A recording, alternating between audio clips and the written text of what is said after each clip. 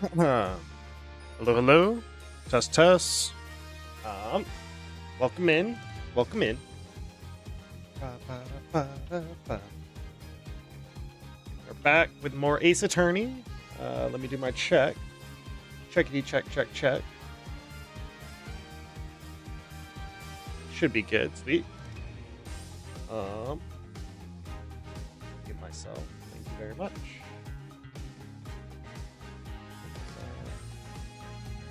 Cool.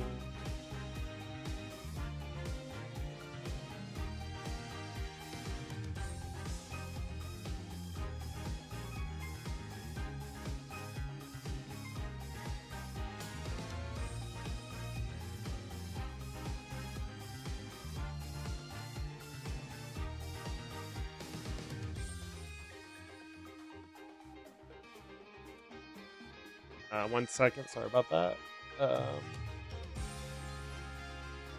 Posting something really, really quickly.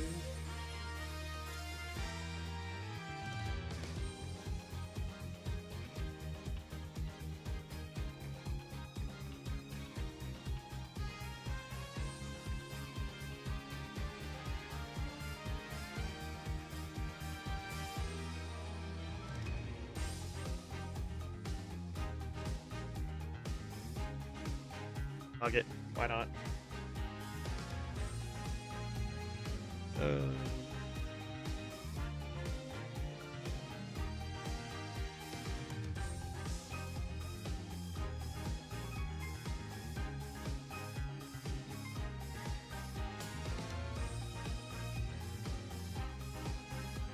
Sure, we'll go with that. All right, anyways, welcome in, welcome in. Back with Turnabout Corner. The trial for day one. Actually, I do need to remember a bit about my evidence we collected. Oh, right. What's it called? We had to do. We were on side jobs because we're not cool. We're not cool kids worthy of the murder trial yet. We had to worm our way into it. And right. God, I just remembered the whole Bloomers fiasco. Kentucky. All right. So the main point of today's trial is definitely proving that the gangster kid didn't do it, although he's saying he did it. And then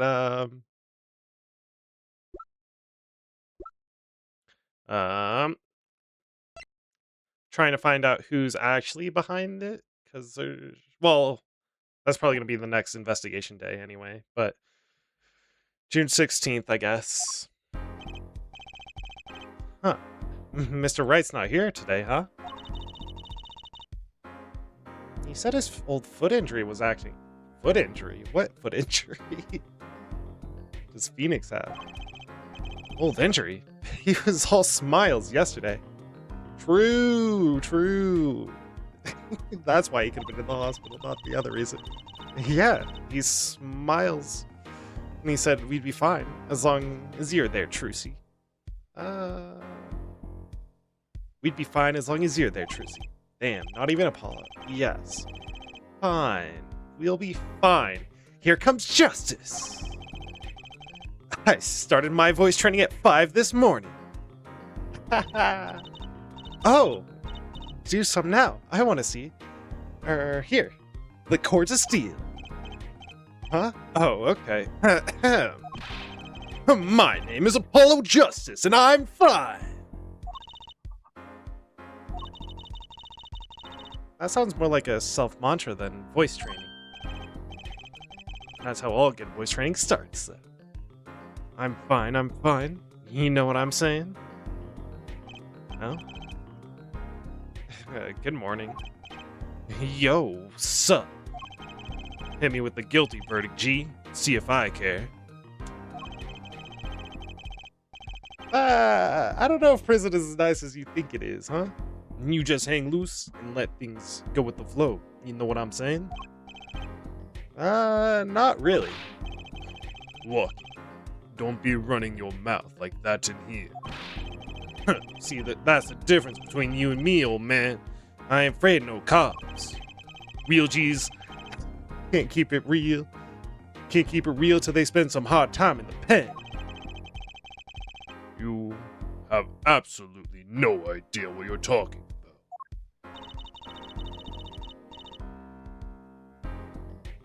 about. Sounds like they're both in voice training too, Apollo.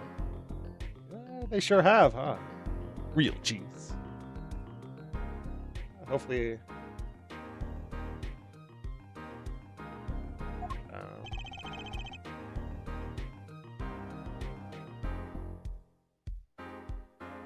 my worst fears realize.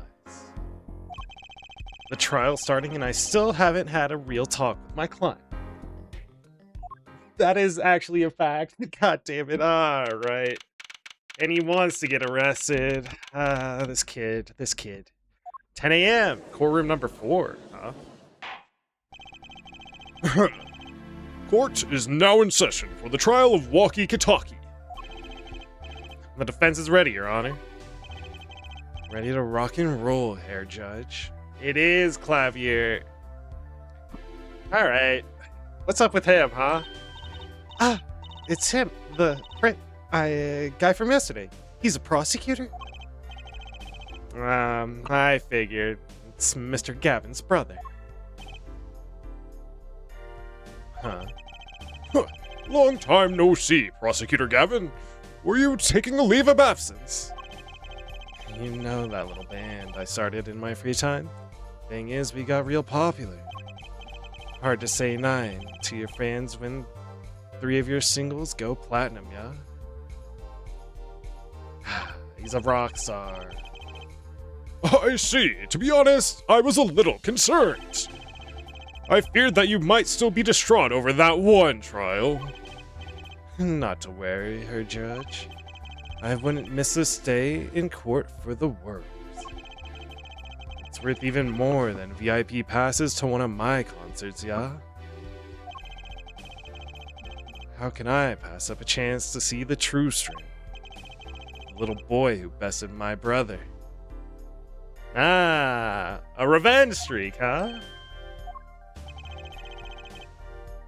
It was worth canceling a show or two.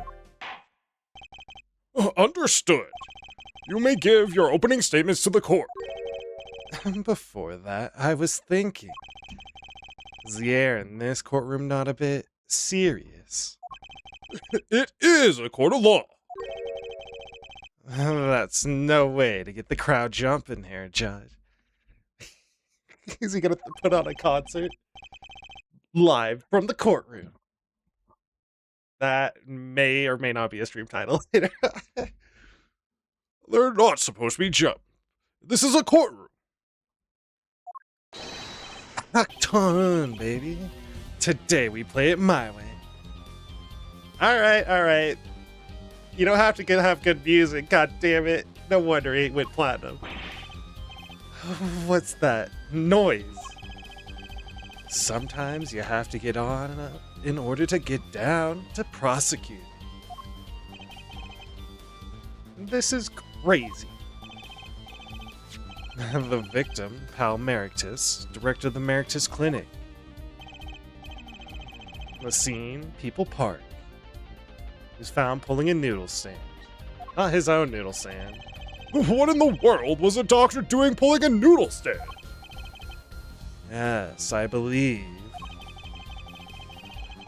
You will only find that out by asking the defendant right here, right now. Because it's an undeniable truth that he shot the victim. What do you mean, undeniable? If you are to glare at anyone here, Judge, glare at the punk in the defendant's chair. His crime was witnessed quite clearly, you see. Very well. Please admit this witness to the court.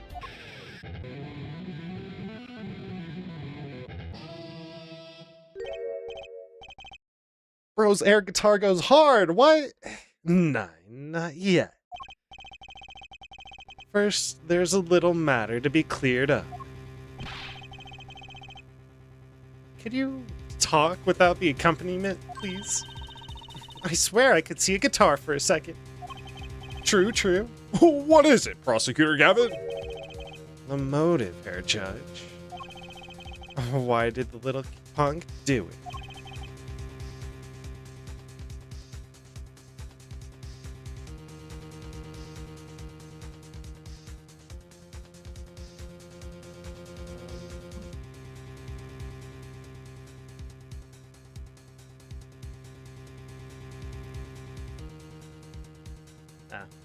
Why did he kill the director of the Meritus Clinic? That is true.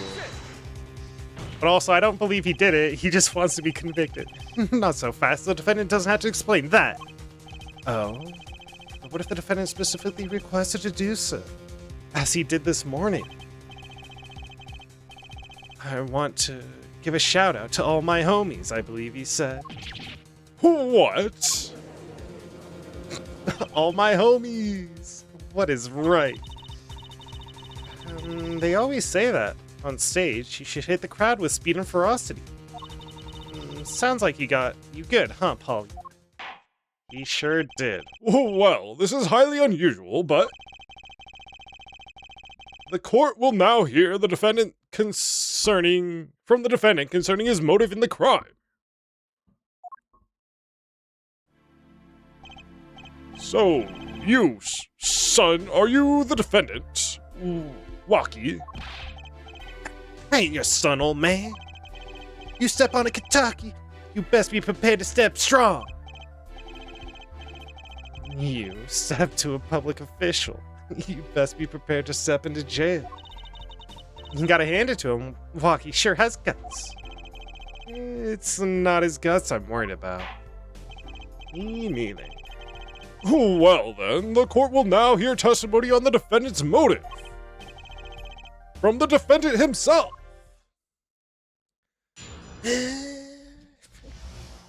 Got his face. Waki Kentucky's true. I'll tell you one thing. The doctor was a quacker. Someone had to show him what's what. I was in his clinic about half a year ago. He messed up my op something bad. And then he just lets me go without a word. See you later, bye. So I gotta go in and get another doc to patch me up again. And that was the day I would done figured it out. No OG's gonna let that pass. That's why I went to his pad that night. You know what I'm saying? Okay, so you was on scene of the crime? You're saying you were one of the victim's patients? A lot of stuff goes down here. When you're keeping it real on the street, true that. I tell you one thing, that doc was whack. Very well. The defense may begin the cross-examination. I can't believe this is the first time I'm hearing about all this. Huh? Alright. As usual, we're gonna press them. Tell you one thing, that quack was a doctor of a quack. First of all, the word you're looking for is quack. And isn't that a little harsh? He's your family doctor, I mean. Who asked you, Pointy Locks? Just what do you think you are? Your lawyer? Look, I ain't trying to hear that. He was a quacker, plain and simple, alright? Someone had to show him what's what. This is a good opportunity to review evidence. By someone, you mean... Was there anyone with a score to settle with this doctor besides you, I mean? You better ask that someone else, Holmes. What do I care? I made up my own mind and did what had to be done, straight gangster style. But why were you so mad at this doctor? Yo, sit back and listen while I drop it, G-Man. I was in his clinic about half a year ago. And so you were a patient at Meritus Clinic half a year ago, but for what reason? I had what you might call a mock of honor. Yo, can you explain precisely what was wrong? We had a little run-in with the Rivales family. That's when I pulled the Jack move. Bang! And ran into an ambush. G busted Cap right in me. Ah, okay. According to my sources, you couldn't stand the stress of waiting and ran in 15 minutes before the appointed time by yourself. Okay. Hey, I was more than a match for those guys, alright? So you were carried to the Meritus Clinic from there. Apparently, he was shot in the heart. Ah, he's supposed to be dead, huh? Shot in the heart and he's still alive. I can catch bullets between my teeth. But I never learned how to catch them with my heart. Aww. You just gotta start trying. The bullet stopped just short of my thumper. You know what I'm saying? I would have been golden if it weren't for that whack, doc. Can't even take out a stupid bullet. So as you say, the surgery was a failure. That ain't all of it, Holmes. And then he just lets me go without a word. See you later, bye. What do you mean? He just let you go without a word? What do you think it means? It's whack, that's what. I think I have a little bit too much of a southern twang for him, but it's okay. I'm not sure what that means, but it sounds bad. It sounds as though Herr Doctor wishes to hide his mistake. This is why he let the defendant go. He's a liar, straight up. He's better G than me, huh? So I gotta go in, get another doctor, patch me up again. So this bullet is still... Ooh. You know it. I can still feel it, alright? Right there in my chest, pressing up against my heart. Your words are like a bullet shot straight into my heart. Or something to that effect. Incidentally, that's from one of our hit singles.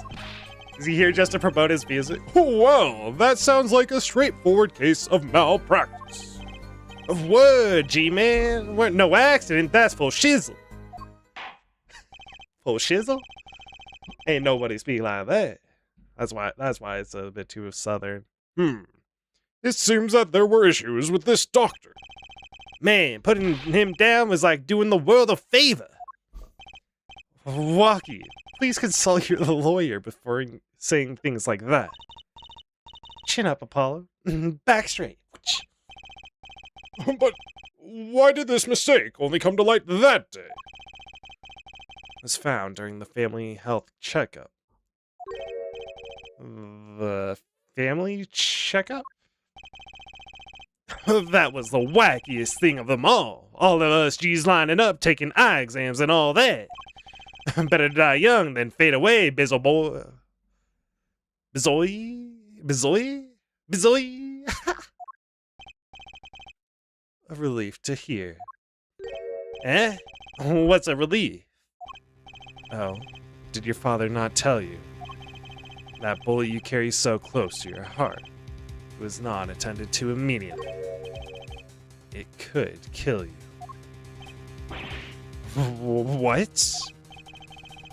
Yes, Herr Dr. Meritus had knowledge concerning this ticking time bomb in you. Knowledge that could have saved your life. No way, that's whacked! There is proof, your checkup report. Ah, results from a checkup performed in June. I already forgot what day it is, god damn it. How ironic that you kill the one man capable of helping you. I don't know if it's the only man. Plus there might even be a woman. Age 19, male, report filed, June 14th, notes. Metallic object found near heart, urgent exam needed. Okay, urgent exam. You're almost as careless as he was.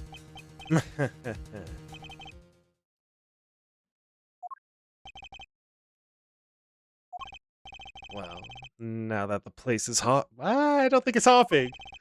Let's get this gig started. Started?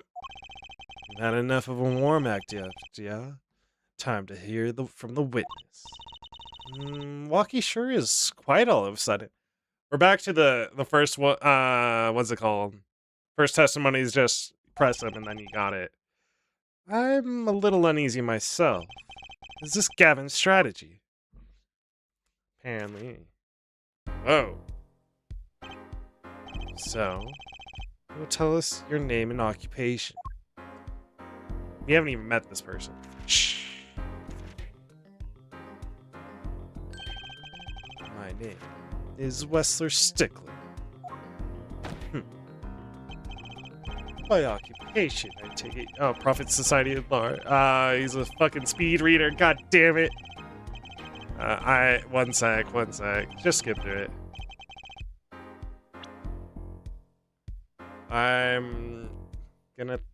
My occupation, I take it you refer to some labor that profits society at large and supports a livelihood, under which definition I must confess to being unemployed. However, we must acknowledge the meaning of identity, which is commonly attached to this notion of occupation.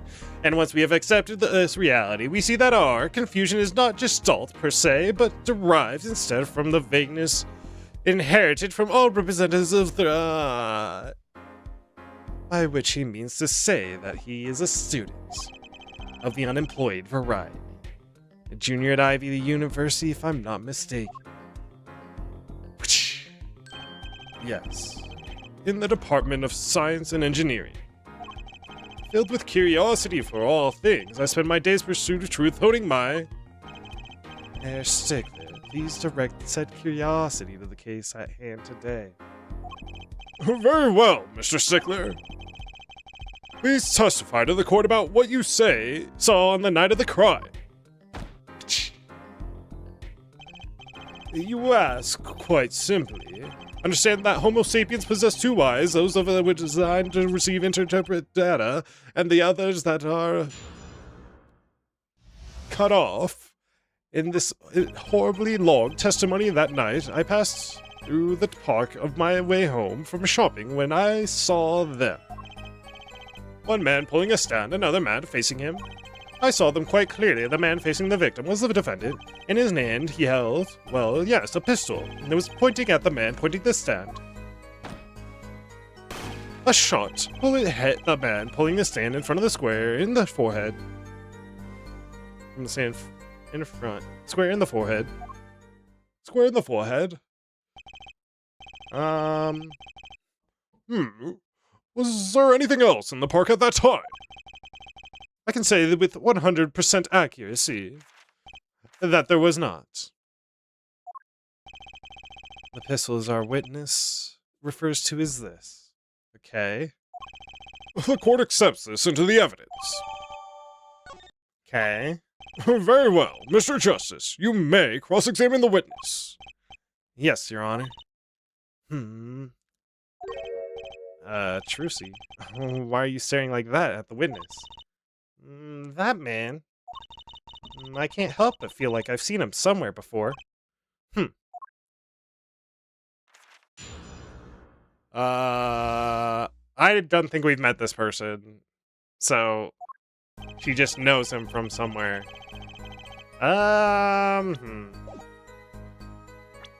Also, the port to the right temple. Not the forehead. Is close, but we're gonna press him anyway, because he's a stickler. On the way home from shopping, you say, why go through the park? Fascinating inquiry. Revealing my culpable of being insufferably verbose. Me culpable of... Let us consider the time saved by passing through the park on the way home from the store. In that time, I am capable of solving 2 GMAT problem sets. On average, it requires me 3 minutes 24 seconds to complete. Ergo, this time to complete 2 is on average 6 minutes 48 seconds. However, in the case of the questions are in the verbal category, that's enough. I get it. Mr. Justice, the court hopes to finish cross-examination sometime this month. Please, I have a recording booked after this trial. And I've got a show to perform. And gee, sorry you're all so busy. doing your other jobs, while I'm unemployed of the variety. One man pulling a stand and now they're facing him. Were these men talking by any chance? One second. Now that you mention it.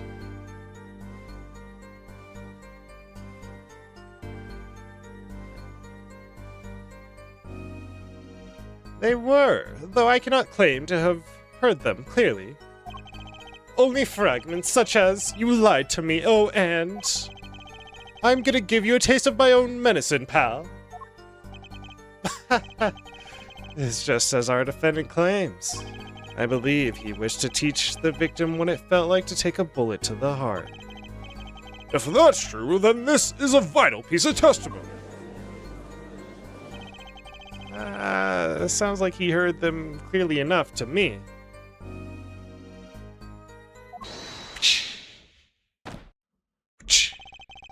Might I be allowed to amend my testimony? What now? To be precise, he did not say pal, but man. Yes, that was the way of it. I swear it on my diploma. What's that? Speech pattern. And this other man, who was he?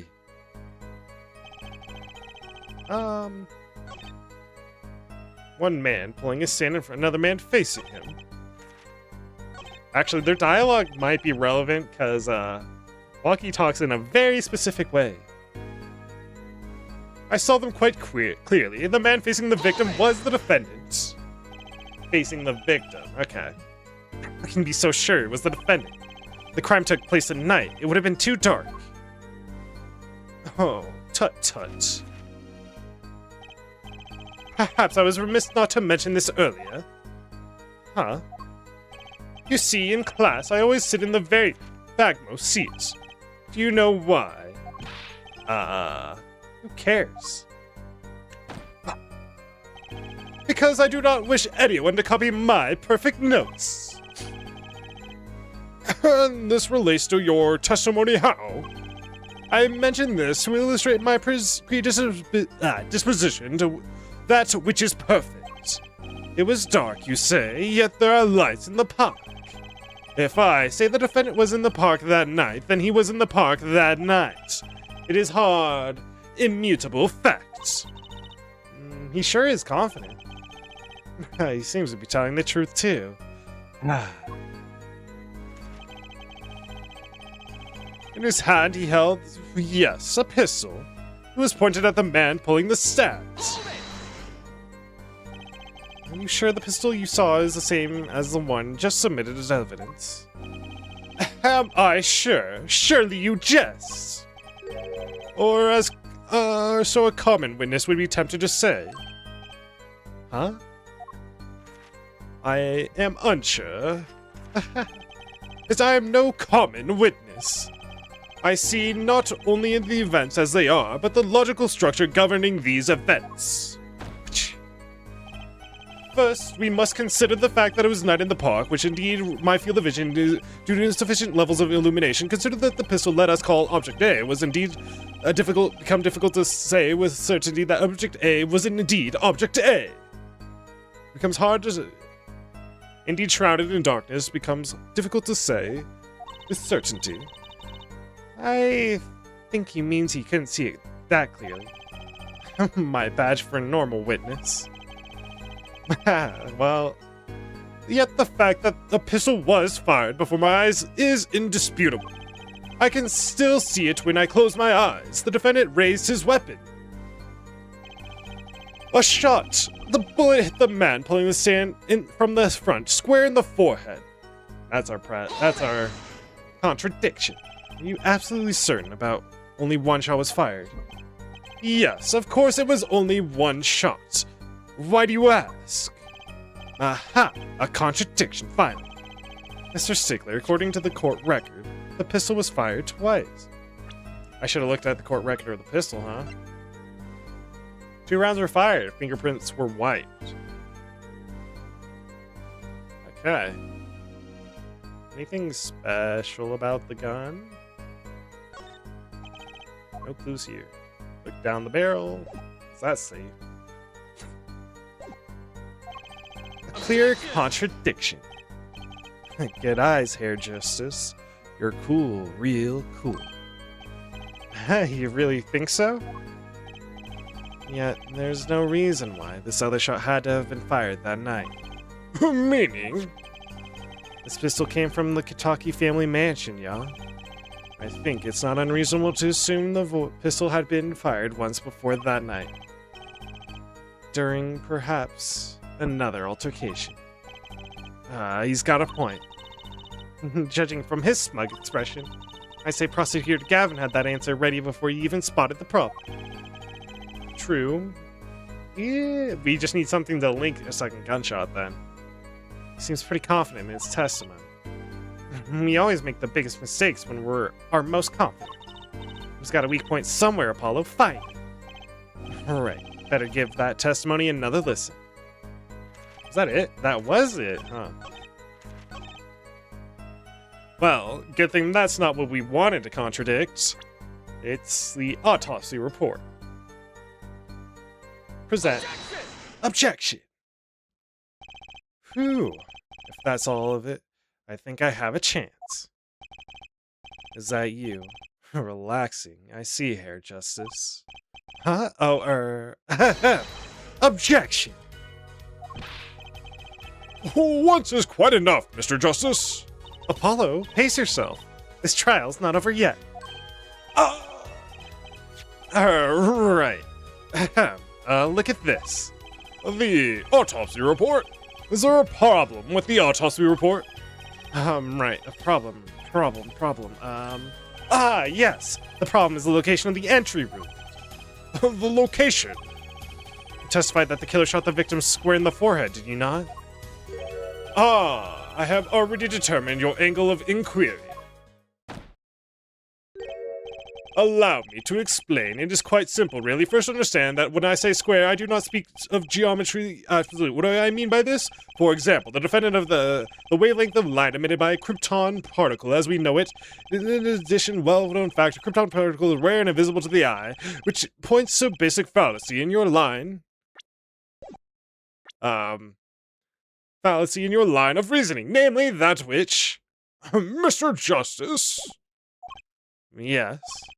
Was your objection to these, krypton particle things? This is the big time, and you are obsessed with something so small. You disappoint me. Hair Justice. No, I'm obsessed with something big. I mean, there's a bigger, less nitpicky problem here. Do tell! Just look at the autopsy report. The location of the entry wound was the right temple. Temple, huh? Mr. Stickler, you said quite clearly that the victim was shot square in the forehead. That's a contradiction, isn't it? Come on. I guess Phoenix was also this wishy-washy in his first few cases. It is, right? Fine. Objection! Hair Justice, oh, Hair Justice. Yeah? Your tactics are outdated. Trying to shake the witness by objecting to trifles. Surely you haven't forgotten the fatal wound your master suffered 7 years ago. I have. Please inform me. Phoenix Wright, was it? Please inform me. I would like to know. Look, I know the wound was in the wrong place according to this testimony. He does remind me of a Bon Clay character, not gonna lie. Hey, Hair Forehead. Forehead? Let's imagine you are walking through the park. You see 2 men facing each other, one with a pistol trained on the other. What would you do, Hair Forehead? Well, I guess. I would try to stop them. I'd probably shout, "Stop!" And you, Fraulein? Me? Well, I'd probably scream, "Ah!" And you, Hair Stickler? What did you shout, I wonder? Ah. If the victim turned his head at the last moment, That's a good point. That's a good point. Ah, yes. Thank you for jogging my memory. It sounds like an addendum to the testimony is required.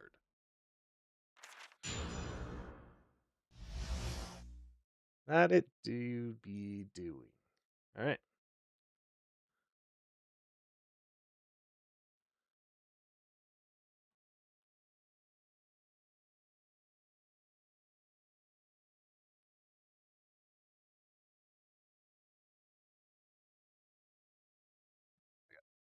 A night in the park too. Okay. As soon as the killer raised his pistol, I took action. Cease this at once, you two, I cried with composure. The victim turned in the direction of my voice and a shot rang out.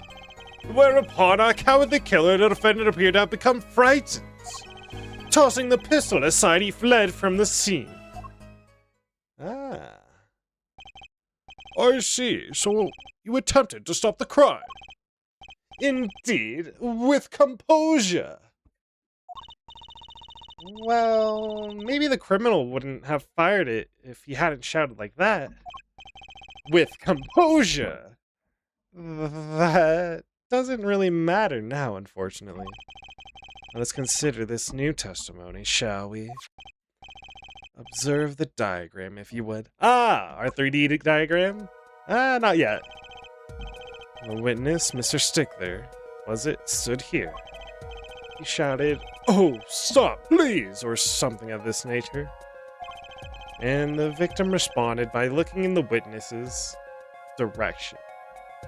It lines up. It lines up, unfortunately. Yeah. The killer would have fired at just that moment. As we can see, the bullet would have struck the right temple, as in the report.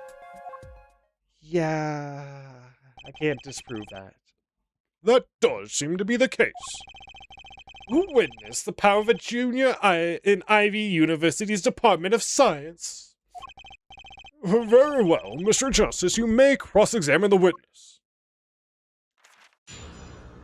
Cross-examine again, huh? A night in the park, too. As soon as the killer raised his pistol, I took action. Press him as usual. So you saw a raised pistol, weren't you frightened? It can be said we students of Ivy University know no fear. The moment I saw that pistol, my inner sense of justice compelled me to take action. Oh, that was certainly brave of you. You might have gotten shot. Huh? You certainly were lucky. If I were in the killer's shoes, I certainly wouldn't have left a witness behind. Oh! I love his teary eyes. Kind of like Larry, huh? Where's Larry, too? He actually looks like he had no idea he was in danger. Regardless, I attempted to halt the bloodshed. That might be important. Cease this at once, you two, I cried with composure. Are you sure both men were able to hear your voice? With composure? They were, of course. My high, exquisite voice echoed throughout the park. And the victim responded to that clarion call. Quite. The victim turned in the direction of my voice and a shot rang out. Did you hear the gunshot at the same time as the victim turned? Indeed, I would say about the same time, to be precise. Same time, okay. And the victim didn't ask you for help. It can be said that he didn't have time to ask. He didn't even have time to take a single step. I'm totally sure that the killer fired because Mr. Stickler startled him. Don't say that too loud, Trucy, please. Yeah. Whereupon our cowardly killer, the defendant, appeared to have become frightened. Frightened? Can you describe the killer's actions more clearly? He seemed quite surprised, especially considering that it was he who did the deed. As we can see, human psychology is tangled web indeed. He simply couldn't believe what he had done. He shot, he panicked. A common tale, but true. Honestly, yeah, true.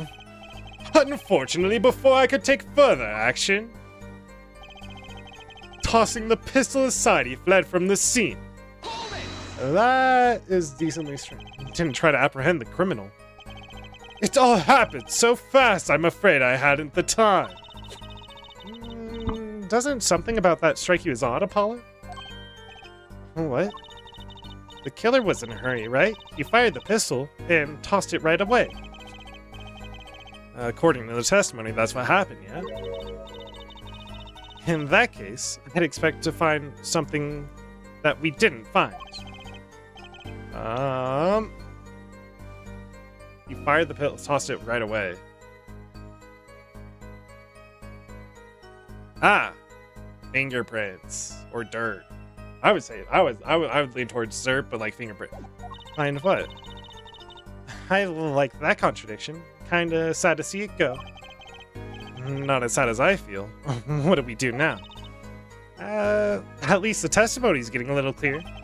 She's right. Maybe I can find something to use in this new testament.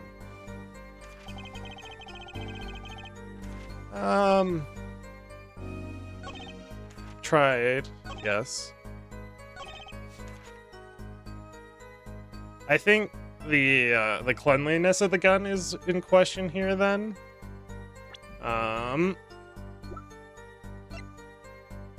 Two rounds were fired, fingerprints were wiped. Objection! Got it in one. Wait a second. Tisk tisk, another misleading request. Yet you're so beholden to your own mode of discourse, you can't see how it affects you. Come again? Wait a second. You say a second? Are we intended to wait just that, a single second, 1/60th of a minute? That's hardly enough time to draw a breath, let alone make a statement in court. Now, have you asked for a longer period of time, say 3 minutes? 35 seconds then? Mr. Justice? Yes, Your Honor? Am I to understand that you are objecting to the length of a second? I mean, no. Here, just look at the pistol. It doesn't have a single fingerprint on it. Ah, common ploy, made all the more common, I fear, by the prevalence of television. Yeah, I thought of that. Criminals these days are loath to leave fingerprints. Wait, you said the killer tossed the gun and ran. That's right. He didn't have time to wipe the gun for prints. It's called wearing gloves, but I will admit there should be a bunch of dirt on it. Oh! Ah, the little girl sticking it to the university student. That's a song. There's a song in there. Damn, alright. I'm not little. Then let's think like adults, shall we, Fraulein? Eh?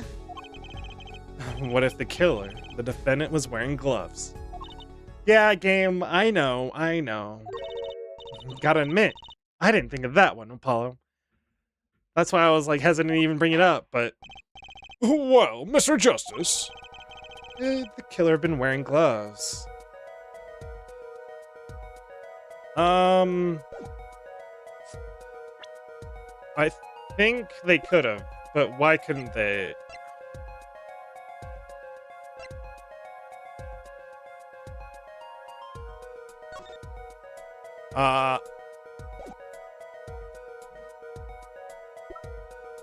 Not if they what's it called?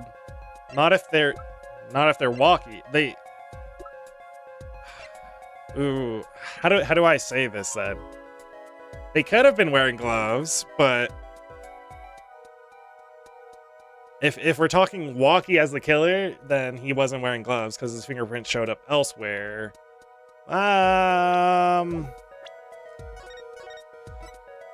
This is what safe scumming's all about. I think I'm gonna go, I guess. If he was wearing gloves, there wouldn't be prints. Come on, Justice, you gotta come up with something. Is there something you want to tell the court, Mr. Justice? His silence speaks louder than words, Herr Judge. You can think of nothing, none. I guess he could have been wearing gloves. I guess.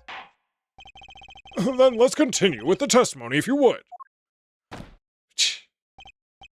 My pleasure, Your Honor. A small pleasure, but still. Well, I'ma just reload it. That's what safe scumming's all about.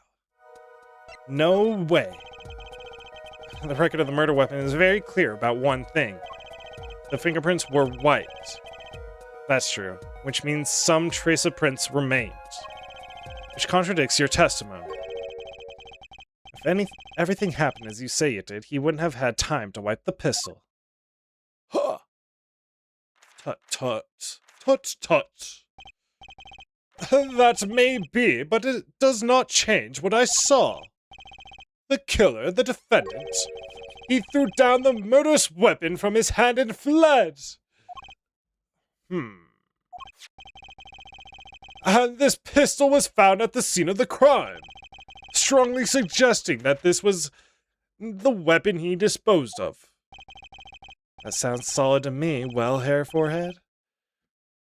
Any of your precious objections, Herr Forehead? What gives, Apollo? Let's see that voice training go to work. Hey! You know, I only really recently realized something. No matter how much you train your voice, it doesn't matter if you have nothing to say. Damn. That's deep. What do you mean, nothing to say? Isn't it obvious from the witness, what the witness just said? Huh? Isn't what obvious? When he restated what he saw just now. He said he saw Walkie drop a murderous weapon. Is that true?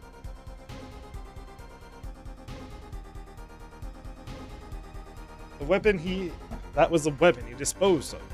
Ah. The murderous weapon? That's not the same as being 100% of what Walkie threw away.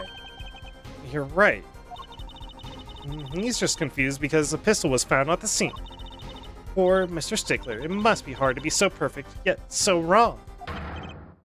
Well, it could be said that I'm quite offended. While it is indeed true that once in my youth I wrote a love letter that was seized by the teacher and posted on the blackboard for all to see, and for this, the appellation poor might well be prefixed to my name. Well, what can we say for certain is that the witness saw the killer throw something. Yet as for the issue, does the defense have anything to say about this? Saw the killer throw something. Well, if what he threw wasn't a pistol, then it had to be something else.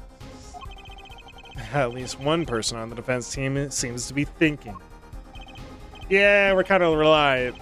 I'll wipe that smile off your pretty face, Gavin. Perhaps you can inform the court as to the nature of this something else.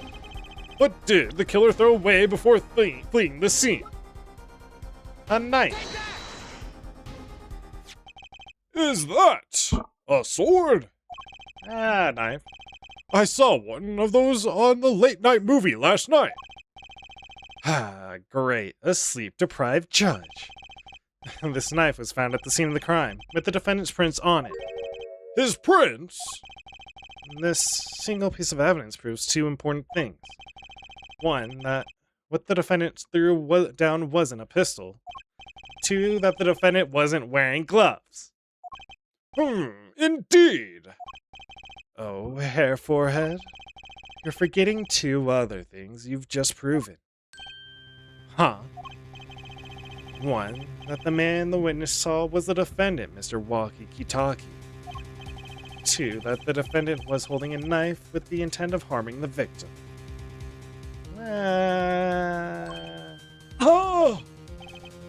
Indeed. Never underestimated Gavin in this is the lesson here. I wasn't underestimating. This court is of the opinion that our witness is fond of making assumptions. In that light, I believe it would behoove us to hear about what really occurred. With less assuming, please. Oh, tut tut.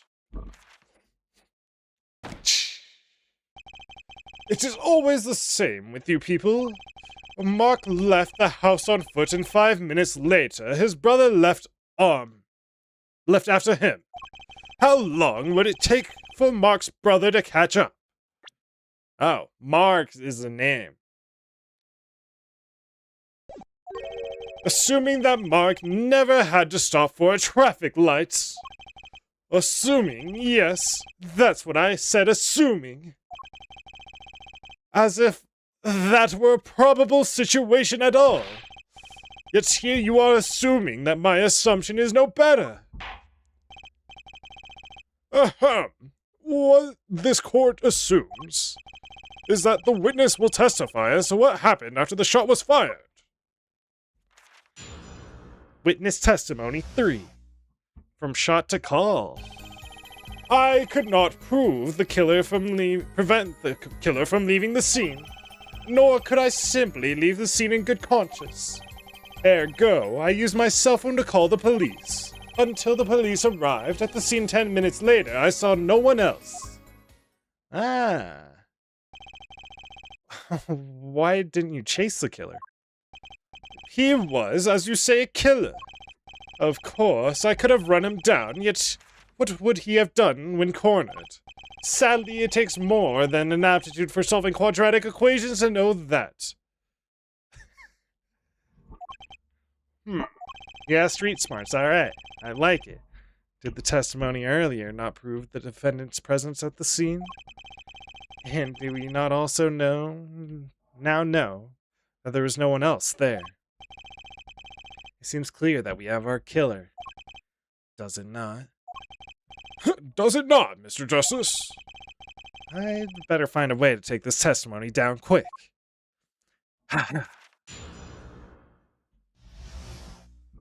From shot to call. I could not prevent the killer from leaving the scene. Oh wait, we have to press him, Press. Ooh,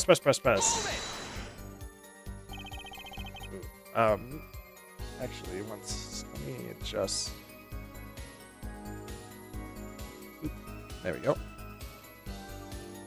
Which way did the killer run? By that time, it was clear the killer had noticed me. Naturally, he ran in the opposite direction. That would mean he ran in the opposite direction from the Kataki mansion. Octon.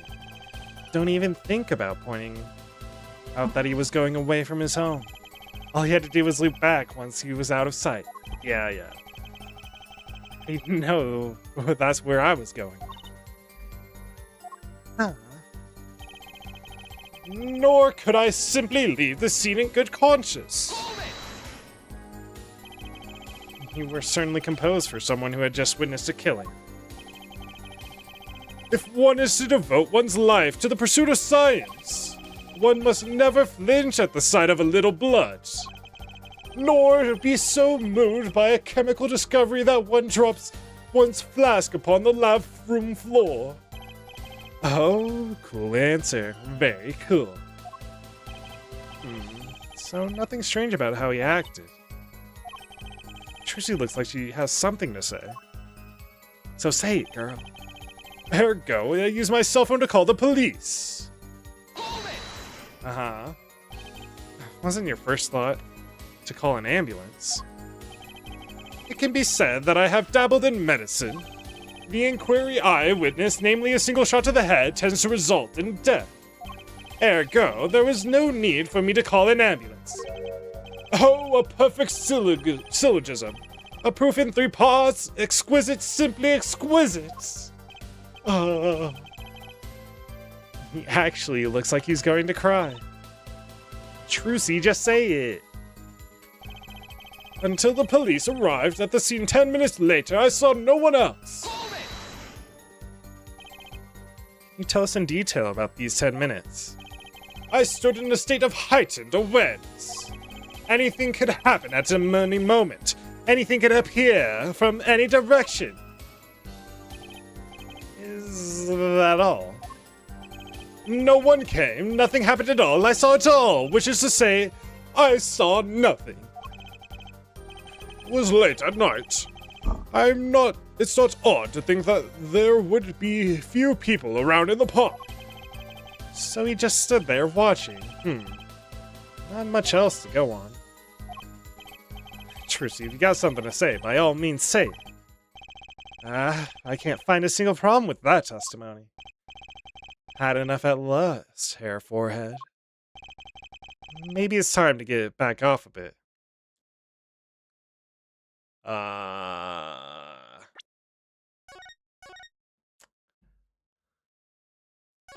Do I back off? Well, we need to get Trucy to talk to us for the clue, I think. We'll say yes. There's nothing fishy about the testimony at all. It appears there are no objections to the witness's current testimony. There are any number of ways to explain the lack of prints on the pistol, I assure you. Perhaps the killer really was wearing gloves which wiped the previous user's prints off. Then after the deed was done, this fell out of his pocket as he was throwing the gun away. A mistake befitting of a small-time punk, in my opinion. Damn. Small-time punk. Ugh. It seems we've come to the end of the line here. No, that can't. I think I know what Trucy wants. How unfortunate. It seems that you weren't out to stand on the same stage as me. Were you, hair forehead? I believe this brings the cross-examination to a close. This court will now declare a verdict for the defendant, Walkie Kataki. Ah!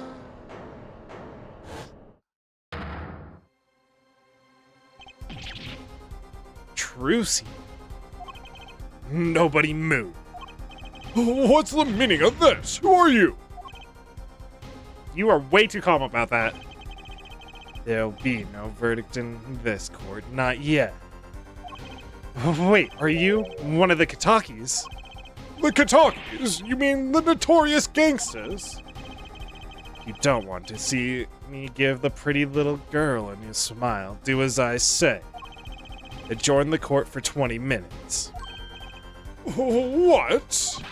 This court will not bow to the pressures from the likes of you. Herr Judge. Huh? I see little point in further aggravating this gentleman. Recess 20 minutes, or I promise you'll regret it.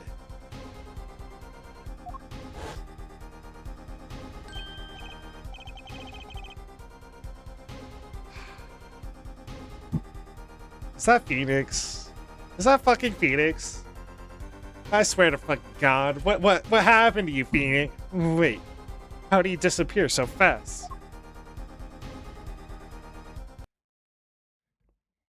I'm the defendant, Lobby Apollo. I suppose I have no choice but to adjourn for a 20-minute recess. Bailiff, catch that mysterious man. I don't know if I like that. I have a strong suspicion as to who it is. What? Also, I, very slightly... well. I don't want to see this, thank you very much. I want to go back to this really, really quickly and see what happens if I answer, the other answer. No. The defense still has some questions that demand answers, Your Honor. Your opinion, Prosecutor Gavin. Oh, let him play attorney until he's satisfied, I say. I will amuse myself by composing my next smash hit in my head. Very well, you may continue with the cross-examination. Ah, okay. Well, anyway. Trucy abducted to the defendant's lobby.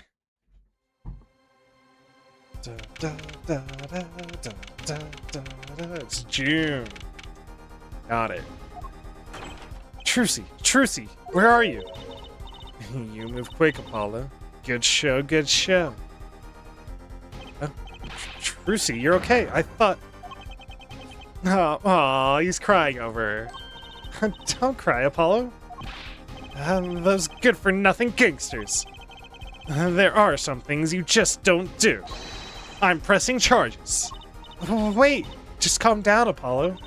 Or else I'll get mad. Yeah. I thought of that too, because of the top hat. Ah! What the heck is that? Her assistant. That's cool. That's a cool contraption. Surprise? This is one of my best tricks, the amazing Mr. Hatman. You look marvelous, darling. He was a big hit on stage at the Wonder Bar. Yes, I am a big hit. Ha ha ha! Well, what do you think? Do you like it? You mean you, Trucy. There's some things you just don't do. I'm pressing charges. Apollo, now is not the time to be threatening me. It's you who's being threatened here. Huh?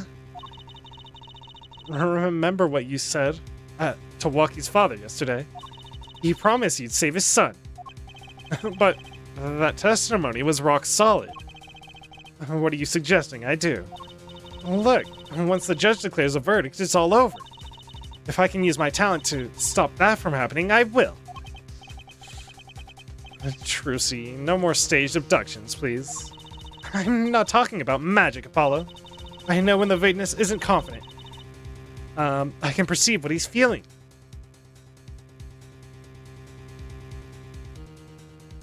Perceive what he's feeling? Game? Don't do this to me.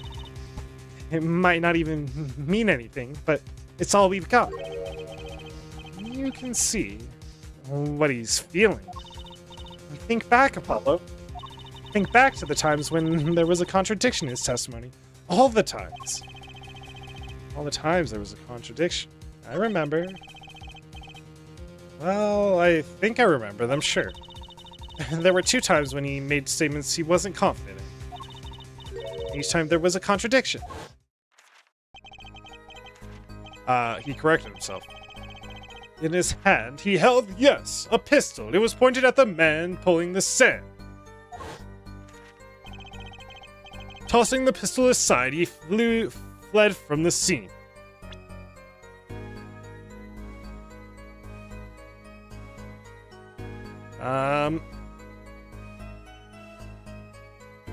Well, if he's not sure about what the weapon was, he made the assumption that the pistol's the weapon.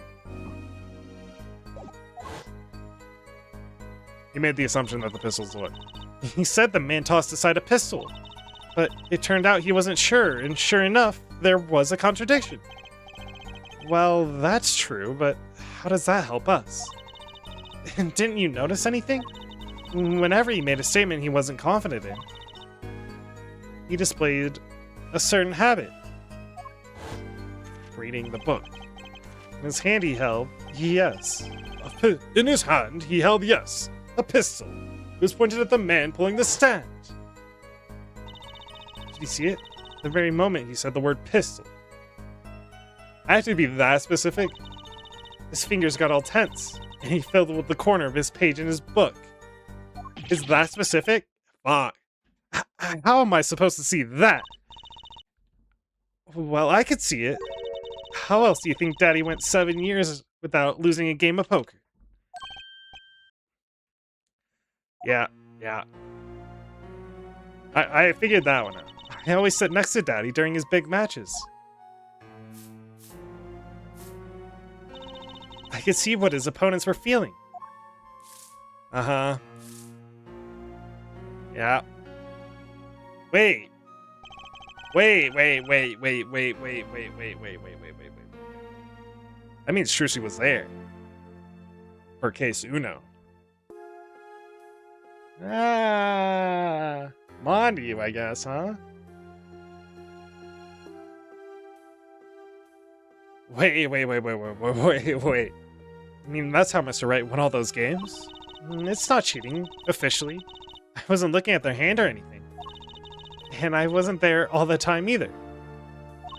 Daddy's quite good at poker after all, but not good enough to go undefeated that long. Huh. That's some lore. Great, so he cheated. But what does that do for us? I mean, come on. I don't believe this. You have to listen to his testimony one more time. No, scratch that. You have to watch his testimony, perceive the truth. You have the power, Apollo. Watch a testimony, perceive the truth. And the only thing I'm perceiving is that I'm going to lose. Not true. Daddy said so. He said you have the power, Apollo. Mr. Wright said that. Watch the testimony, perceive his true feelings. Is she serious? Time's up. Sorry, I can't think of any other way out of this one, Apollo. What was that she said before the trial started? Huh? Mr. Wright's not here today. He said his old foot injury was acting up. Yeah, he smiled when he said we'd be fine as long as you're there, Trucy. Ah, is that what he meant by us being fine? Well, methods aside, she did avoid one guilty verdict already today. True. I don't know if you should be avoiding guilty verdicts. You should be properly presenting your case, Apollo. Justice. You're in sticky business already. Time to show this court what I'm made of. Get ready for justice. Alright, well, let's do it. Apollo. You know, I'm starting to think I can do this. I knew you could do it all along. Oh, and one more thing. Huh. Try to cover for Mr. Hatman as best you can. I just flew in from the coast and boy oh my, I'm tired. Right, Yeah. June 16th. Alright. Bum, bum, bum. Court is now back in session. Right, we're fine. Aha! I'd like to say to the young lady standing right next to you, Mr. Justice. Oh, you mean me? Don't you have anything to report? Anything concerning a mystery phantom in the silk top hat? Ah, right, him. Don't worry about him. I settled that. You settled that? Yeah, it was an out-of-court settlement, right? Perhaps Fraulein would have us believe it's nothing more than a passing dream. A fantastic illusion, now you see it, now you don't, am I right? I think he's onto me. I wish he would stop being so cool. Let us dispense with these nice cities and get straight into the matting. Is he a Von Karma trained prosecutor? He's snappy. And the only other person that snaps, I think, is Von Karma, right? What are your plans for a gifted... Oh, what are your plans for a gifted witness? Right. The defense would like to request another cross-examination. Because I forgot to ask something. There was no issue with the witness's previous testimony. I will grant your request, however, this court will not permit stalling for time. Understood, Your Honor. Don't forget, Apollo. You have to watch. When he isn't sure about something, he has a habit of fiddling with his book.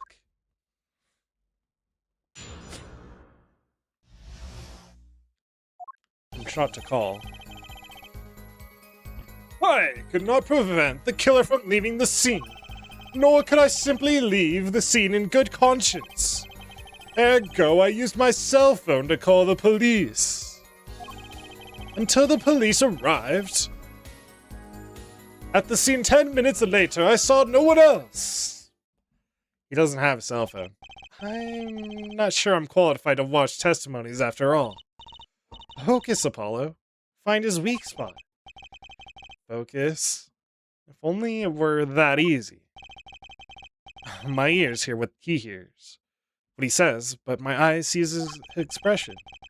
Do I have to do something more? What other senses do I have? Game mechanics, let's go! And what's this? My bracelet. Ah. Okay. The bracelet? The bracelet, huh? Ah. What's going on? My bracelet feels different somehow. I think Daddy was right. You can see it, can't you, Apollo? You're almost there. Find the weak spot in his testimony. I know, this sounds crazy. But my bracelet is trying to tell me something. Alright. That's what it is, huh? I could not prevent the killer from leaving the scene. Which way did the killer run? By that time, it was clear the killer had noticed me. Naturally, he ran in the opposite direction. Yes, we've been through this. How do I press it correctly? It's the cell phone. Ergo, I use my cell phone. So he called immediately after witnessing the murder. The police undoubtedly have a record of the call. Why not check with them? Wait, Apollo. This has to be it. Oh, wait, you mean his habit? Don't forget, Apollo. When he wasn't sure about something, he has a habit of fiddling with his book. I got it. The only time he ever has the book open was here. Which means this is a place to look for this habit, huh? I don't know how I know, but I know. Know what? It's my bracelet. It's different, somehow. I can feel it reacting to something about the witness. Ah, your bracelet. I'm not sure I get this focus stuff you were talking about, Trucy, but I have a feeling that trusting my bracelet is the way to go. Bam. Okay, I just need to touch my bracelet with R as it reacts to the testimony. Bam. He trusts his bracelet more than he trusts Trucy. What's going on? I can see the witness's face. His expression so clearly, it's filling my mind. I can see nothing else, hear nothing else. Apollo? Trucy? What's happening to me? This is what I meant by focusing. Focusing?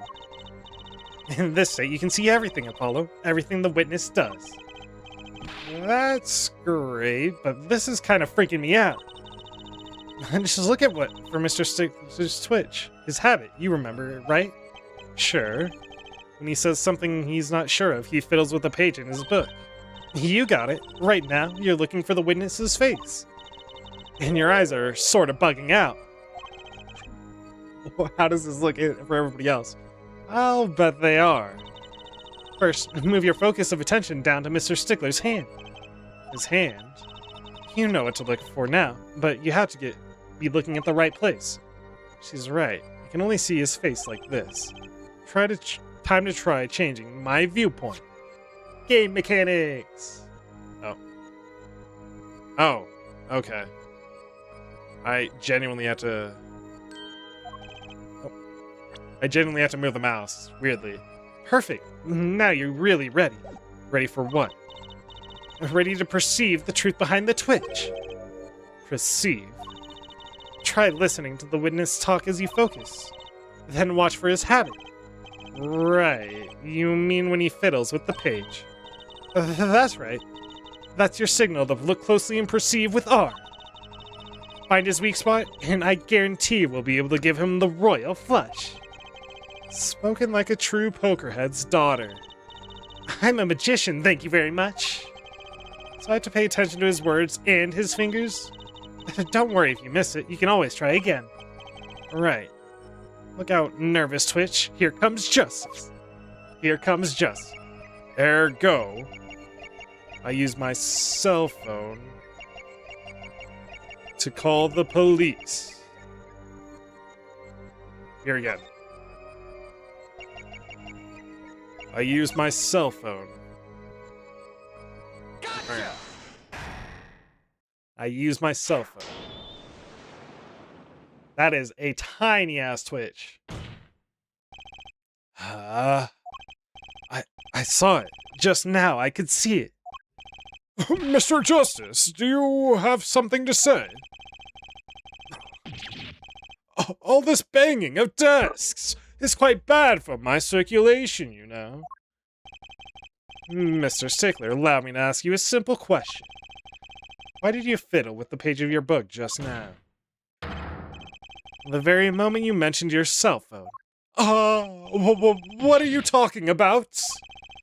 I'm curious now about this cell phone of yours. Mind if I ask a few questions? What to ask? Asked to see his phone. Mr. Stickler, please show me your cell phone.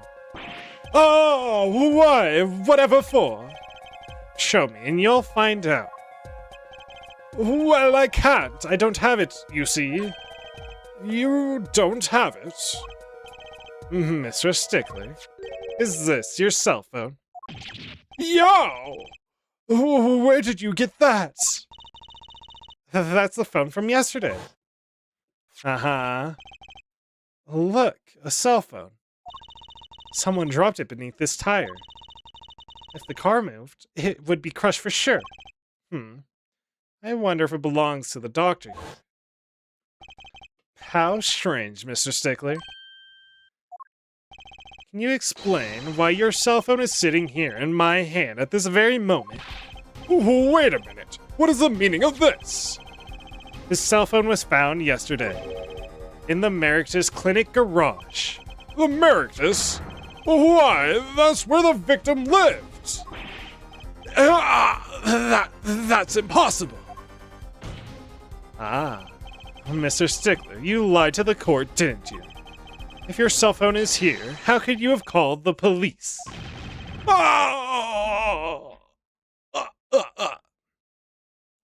Why? It's true. I didn't have my cell phone that night. That is why it can be said that I called the police from the public payphone. Oh, payphone? So you didn't call on your cell phone after all? Just where was this payphone located, Mr. Stickler? Well, to indicate it with a startlingly high degree of accuracy, it was right around here. That's quite a ways away from the park. But why did you lie? There can only be one reason. He didn't want the court to know he had lost his cell phone, because it was found in the victim's garage. What are you saying? Ha! Mr. Stickler, you broke into the Merictus Clinic garage on the night of the murder. This cell phone tells all. That's ridiculous! That makes it sound like I stuck into the fellow's garage to commit some crime. As though I were trying to kill him. Well, Dr. Merictus was killed that night. Well, yes, but no. This line of reasoning has to be against the rules. Yes, it's true, I lost my cell phone. But you can't prove that I lost it that night. Well, Mr. Justice, if that cell phone was dropped that night of the murder, it does raise considerable suspicions as to a connection with the crime. And now's your chance, Apollo. Connect Mr. Stickler to the crime. Oh, he's already connected enough. I just have to prove it. Well, do I have a piece of evidence that can do the job? On the night of the murder? Show evidence. Of course, I have evidence. Oh, I like your swagger, hair forehead. Hit it. The court will see this evidence, Mr. Justice. Hit it, as they say. The evidence that proves the cell phone was dropped on the night of the murder is... I think the mirror, the car mirror. Right? I believe it has to be the car mirror. This car mirror. That's a side view mirror. As it so happens, Dr. Merrick's car was in an accident that took place the night of the murder. An accident? An accident.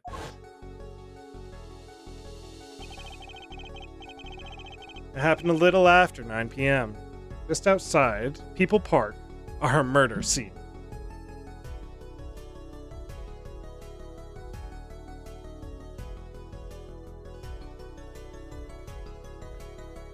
People Park, our murder scene. Dr. Merrick's car hit a pedestrian. What are you trying to say? From the absence of a mirror, it is clear that the car was parked after the accident, which means it was parked there after 9 p.m. on the night of the murder. If your cell phone had been dropped before the car was parked in that garage, then it would have been crushed. After all, it was lying on the ground right under the wheel. Oh! There you go, Mr. Stickler. The only time you could have dropped in the garage was after 9 p.m. the night of the murder in the park. Whoa!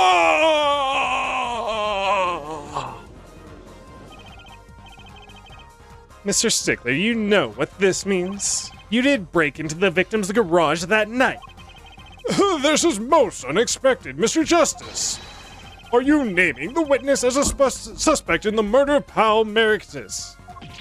No, stop! This is too much. This can't be happening. Prosecutor, say something! I suppose it is worth saying this. No connection has been found between Wesley Stickler and Pal Merrick's. That is, other than this. I believe our next testimony will be most revelatory. Is the witness prepared? Yes, Your Honor. I know that face. That's the face of guilt. I think he snuck in for other means, unfortunately. We'll see, though. Stickler's truth. That night, yes, I went to the supermarket. I must say I dropped my cell phone on my way back. And when I was walking through the park, I happened to witness the crime. I saw the killer, the victim in the stand, all as clear as day. It was him. I saw the defendant on the scene. Yes, but your cell phone was lying in a garage. Yes. Well, as you can see, my model's cell phone has a defect. It is given to roll. It's quite a pain when I drop it alongside the road, you know. Looks like a normal cell phone to me. In any case, Mr. Justice, the cross-examination, please. That's funny. My bracelet didn't react at all during that testimony. His nervous habits must not be acting up. I didn't sense anything either, actually. You'll have to just prove it. Looks like you're on your own this time around. Right, no problem. I hope. Here Comes Justice. That's a stream title. Here Comes Justice. Stickler's Truth. Really? Okay. I don't like it being grayed out all the time, personally, but hopefully it's not grayed out all the time. We are going to press him, though, as usual. So you went shopping, which means you were holding a grocery bag when you witnessed the murder took place. Well, yes, of course. Incidentally, the prosecution has received no report of this domestic detail. Mr. Stickler, can you please explain yourself? No, I mean yes. I did go shopping, really. I think he's lying. I walked around the supermarket trying out the free samples. It's a deeply spiritual time for me. I'm sure the store clerks would disagree. Do you think sampling free food counts as a religion? I mean, why not? Free food's free food, and you don't complain about it. Smile. In any case, that night, I sampled to my heart's content and was on my way back home, yes. I must have dropped my cell phone on the way back. And that's when you passed in front of the Meritus Clinic.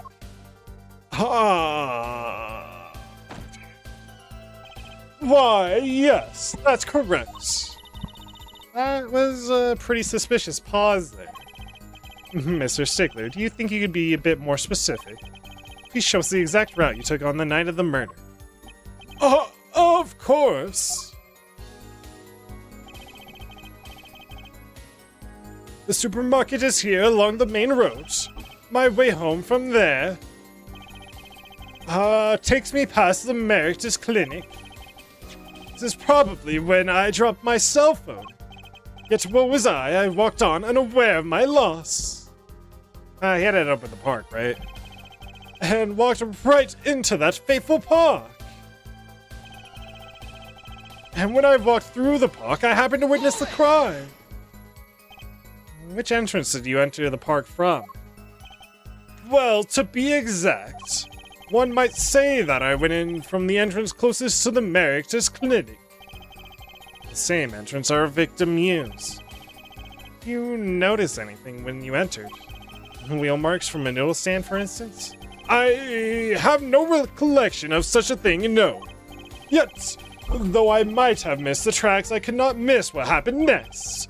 I am a keen observer of the obvious, you might say.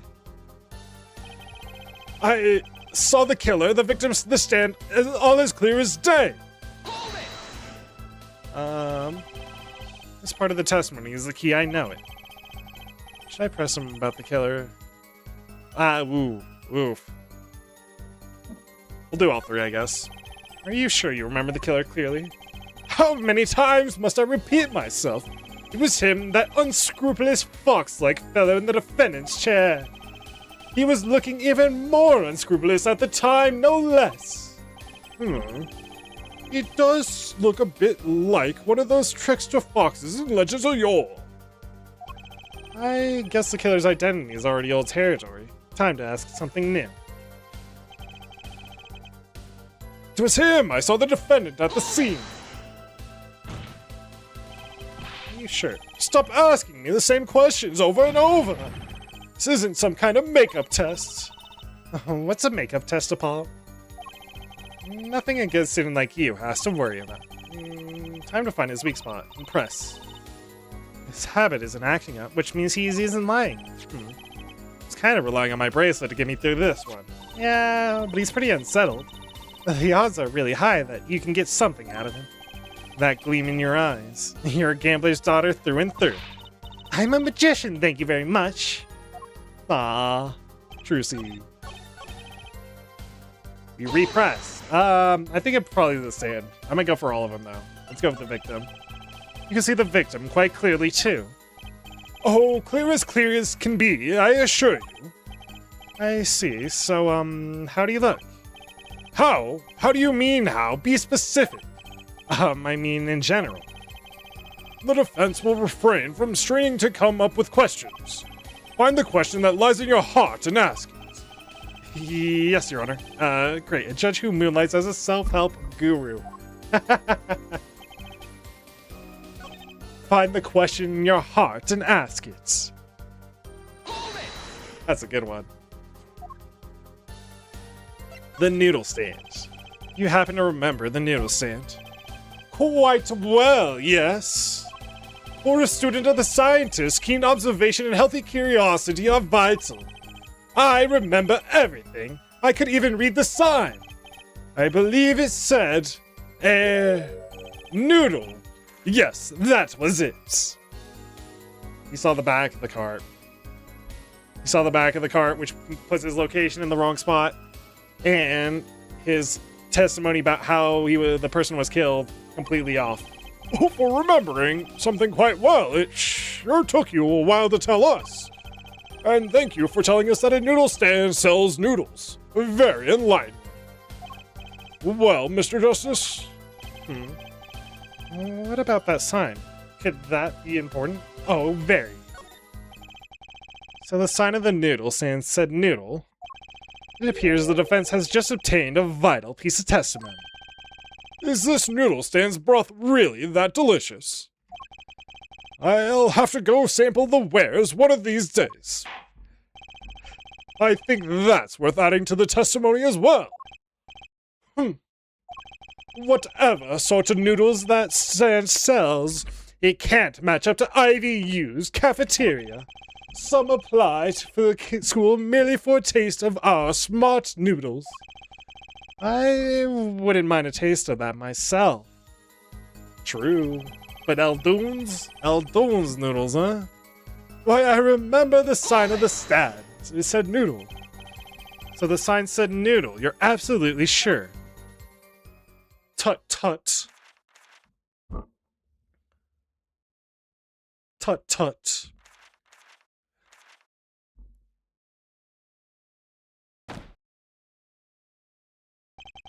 Let me be frank, yes. In fact, the word unsure isn't even my dictionary, nor the word uncertain or... He was wasting time looking that stuff up.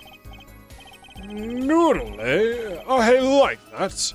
It tells you what you're getting, no nonsense. It tells me a lot more than that, actually. Why are you smiling like that, Apollo? Because I'm a defense attorney. Hey! And here comes justice. Hey! Objection! And you're absolutely certain the sign read noodle. Why, just last week, my professor offered me this praise. At least you have good eyesight, Sickler. I'll give you that.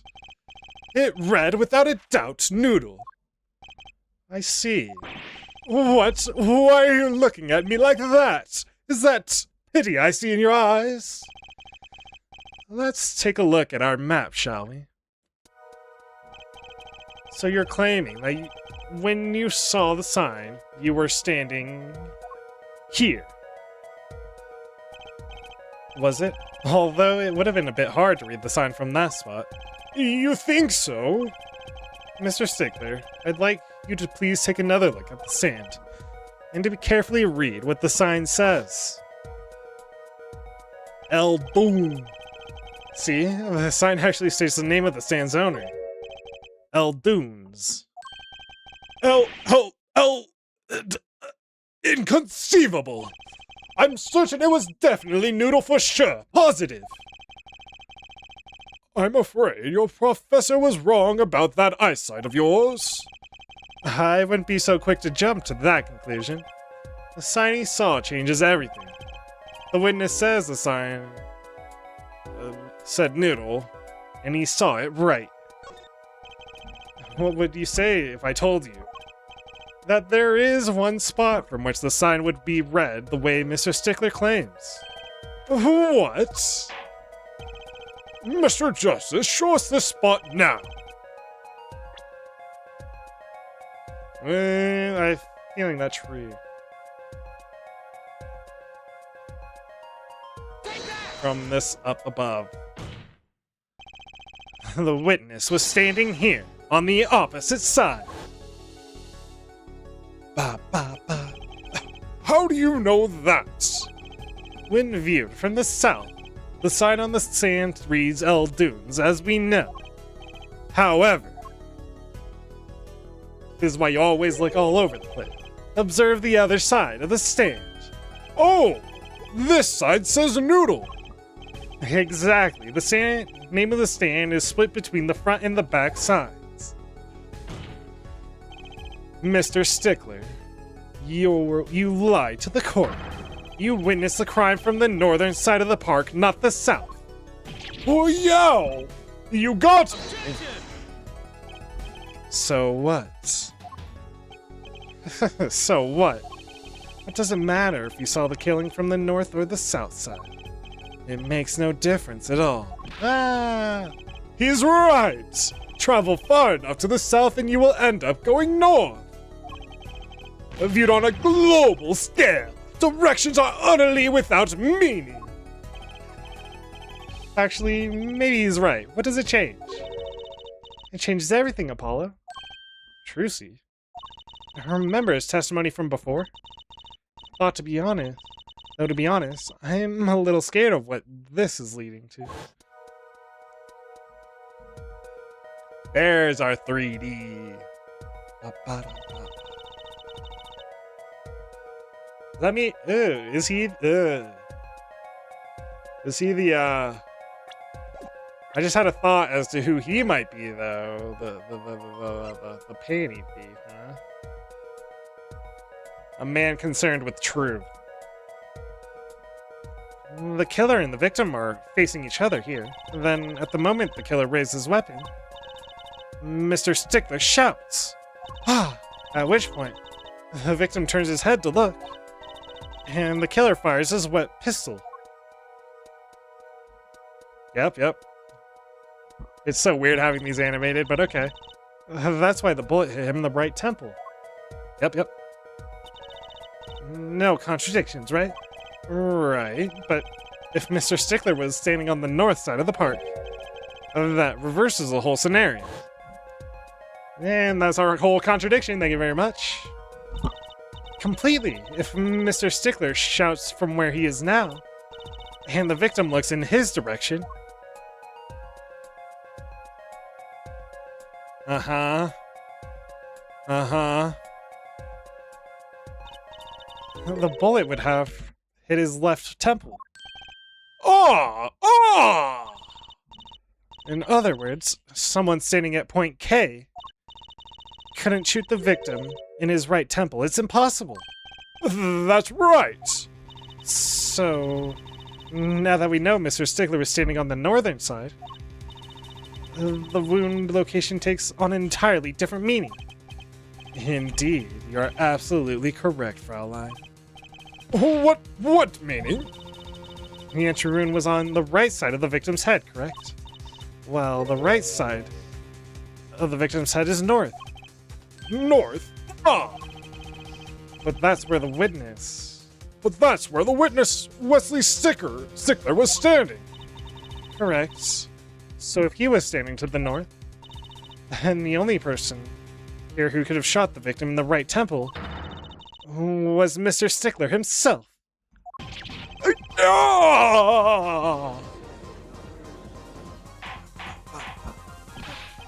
Order! Wow. The apple didn't fall far from the tree. She's flipping this whole case on its head while still figuring it out.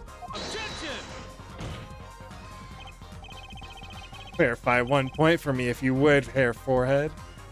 He doesn't pound the desk, he pounds the back wall. That's how cool he is. What now? Are you truly accusing this college student of murder? Well, I can't say he's exactly looks innocent, but something still doesn't feel right.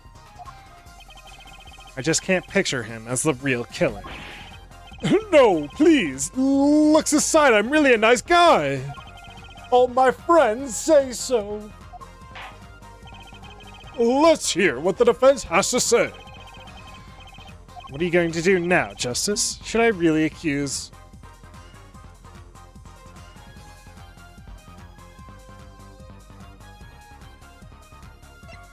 Accused of another crime. I don't think Wesley Stickler is a killer. But he's not innocent either. His unusual silence tells me that much. Mr. Stickler, you seem unusually quiet. Tell us why now. Huh? The word confession isn't in my dictionary. Tisk, Hair Forehead. I'm afraid it falls to you to elucidate Hair Stickler's silence. Mr. Justice, you did say you were accusing the witness just now. For a crime other than murder, your reason, the court's all ears. I know he's guilty of something, but what crime other than murder is there? Do I have any evidence that shows his involvement in some other crime? Your evidence? The court's all eyes, Mr. Justice. Show us evidence that points to the witness's involvement in a crime.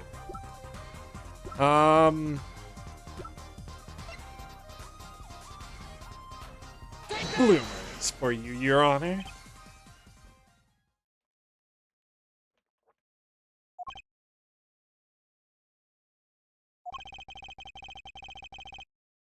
Something tells me this isn't one of those good silences. Something else to say, Your... what? By all means, but whoever wasn't wasted, look at a brand new penalty. What? That wasn't the answer? Those are there, though. I know he's guilty of crime other than murder. Some other crime. Or evidence. Some other crime, then? I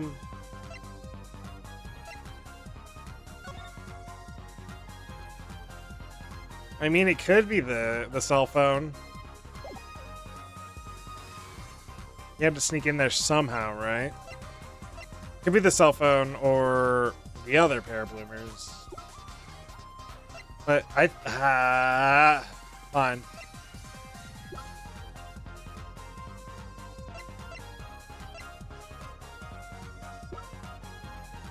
I think, let's try his cell phone, but I don't know if that's right. Fine.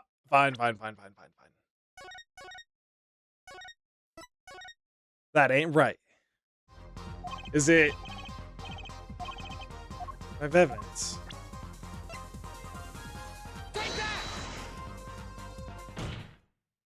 That's the answer? The evidence is this. What is that? Women's underwear? Hey, those are mine. I was on the right track, game. It could have been any of the three, okay? I would argue that it was the other pair. Don't look at me like that! Order! Mr. Stickler, what? Well, I can't say. This comes as a shock.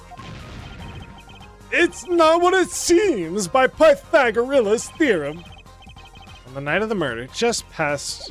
You said Pythagoras' theorem. I swear it!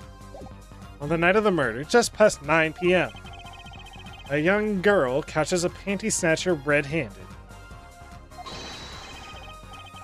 Bravely, she gives chase, but the snatcher flees and hides himself in no other place than the Merrick's clinic garage. Aha! Incidentally, these panties were found in the exhaust pipe of the car there. Yeah, I thought you were talking about in relation to the noodle stand murder, but it's fine. Like, I thought it was one of these two. Presumably he was trying to hide the evidence of his crime. Ergo, while you may not be a murderer, you are guilty of panty snatching in the first degree. Oh, please, hear me out! It's not what it looks like. It was purely for research purposes. Order! Mr. Stickler, you should be ashamed. It's not what it... See? Oh! Seems...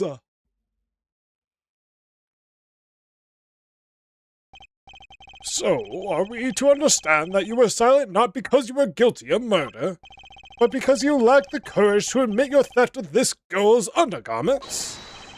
Ahem. Perhaps you are not aware that my school's name was originally written IV. I stands for intelligent, V stands for valiant, see? Your point? I'm not done. Now I'm a major in the science department. And what does science teach if not curiosity? Yes, we of the IVU science department are valiantly curious. No challenge is too daunting. And what greater challenge to science than a mystery? Objection. Come on, you're talking about a girl's panties here. No, you do not understand. A mystery is of the unknown. The unknown is unacceptable. And, my friends, when it comes to mystery, those panties are the promised land. From the moment I first laid eyes on them, I was compelled to investigate for science.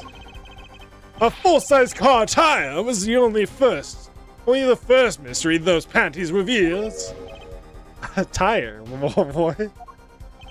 Yes, I saw her do it. She pulled a tire out of those panties. But that's not all. First there was a tire, then a stew pot, and a frozen chicken. One mystery after another. It was magic. Oh, I remember now. He's one of the regulars at the audience at the Wonder Bar. Huh? He's talking about my magic panties trick. I just don't understand. A broom from a pair of panties, it mocks the very laws of physics. A broom and a frozen chicken, trucy. Whatever happened to doves and bunny rabbits? Mr. Stickler, you stole this girl's panties to understand a magic trick? You say panties, but they are so much more than that. For me, they are an object for serious study. I wonder, huh? There has been a recent rash of panty snatches in the area. Were they all you? I am sorry, but I did it for science. Each time I spied a pair of panties flapping in the breeze. Maybe. Oh wait, I'm reading that. I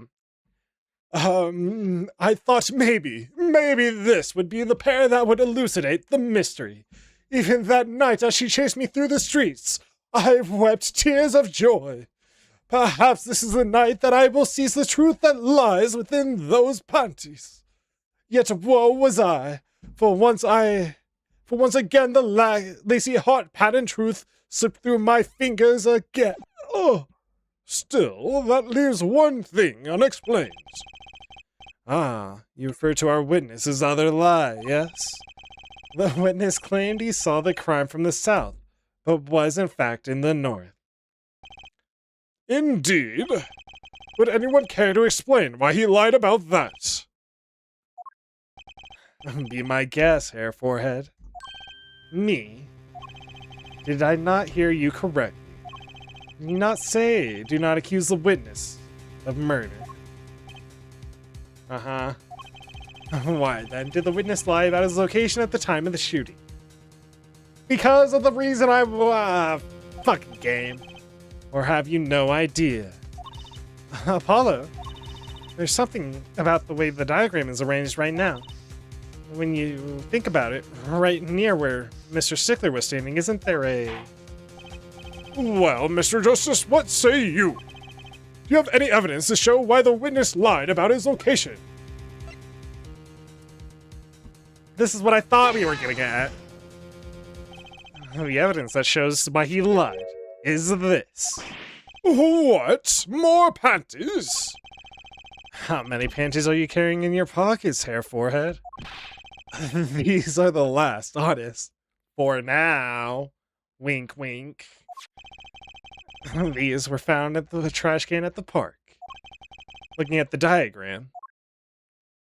Yeah. You can see that the trash can was right next to where the witness stood. Mr. Stickler, you didn't! Alas, I'm a failure as a scientist. I can't unravel the mysteries of the universe.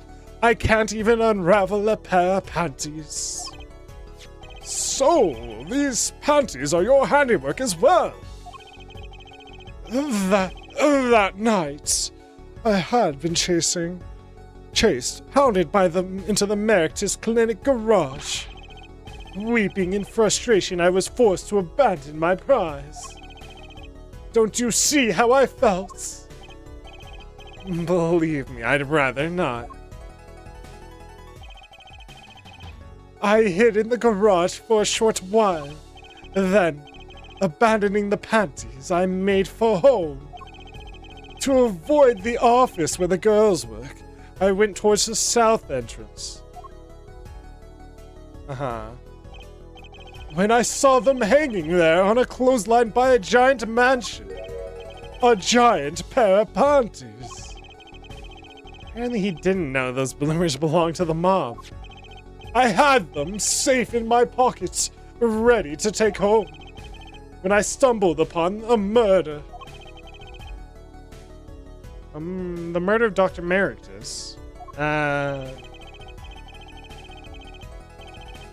I reported what I had seen, but I waited for the police to arrive. I got scared. What if they searched me?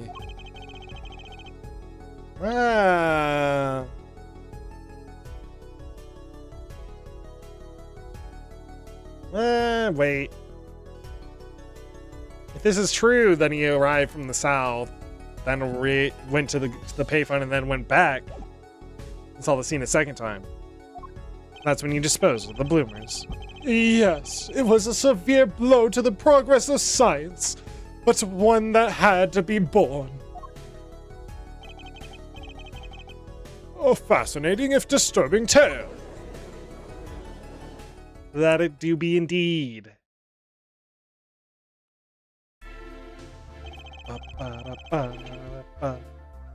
I believe this brings today's proceedings to a close. And I'm more than pleased to dismiss this witness for the remainder of the trial. One last thing, if I might. Yes, Prosecutor Gavin. Regardless of where we ended today, some vital points were made. Thank you very much. Namely, that the defendant Waki Kitaki was at the scene of the crime, holding something. And he was pointing a weapon at the victim. One more thing. Waki Kitaki has a clear motive.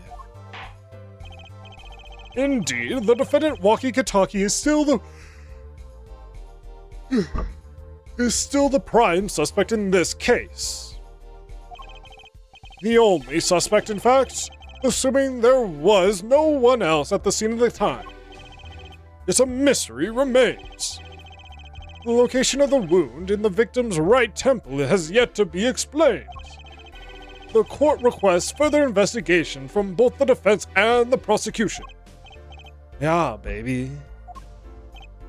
No problem, sir. Very well, this brings the trial for the day to a close. Court is adjourned. All right. Not bad, not bad. Ah, man. It dawned on me. It dawned on me as, what's it called? As soon as we put him in the north, it dawned on me that he was the panty snatcher. I was like, ah, you bastards. That was a fun character, though. Oh.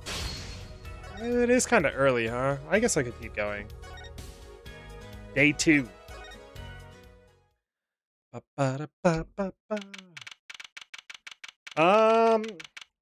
As I stated, maybe not going into this, but yesterday at least, or Friday, that was usually the we did not have anywhere near enough information to actually implicate the real killer. That was just kind of this one wasn't even clearing Waki's name. It was it was resolving something else.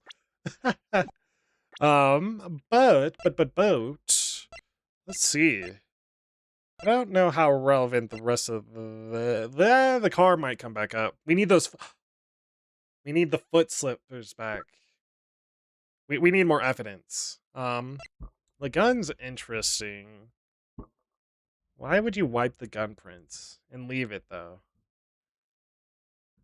Assuming there's a third party as well. Well, I guess a fourth. Perhaps there was a fourth person. Bass. Oh, man. Okay, fine. Also, I need to be better about the bracelet and hinting things. I think looking at this, getting Emma to help with maybe the pistol, and the foot slippers. I don't think this will be important. Meeting up with Eldoon again will be important, probably. Oh, alright. We're gonna keep going for a little bit. What a train wreck that was. It should be... No, it's just afternoon on the same day, okay. I'm glad we made it out of the trial alive. Really? I had fun. And Waki made it through that day too. Everybody was too obsessed with panties to bother with the real case. Unfortunately so. But it was good publicity. Imagine the crowd at my show tonight. That's thinking like a magician. Goddamn. You should come, Polly. Maybe. Yeah. The amazing Hatman will be making an appearance. I love this. This is so cute. It's very, Professor Layton-y.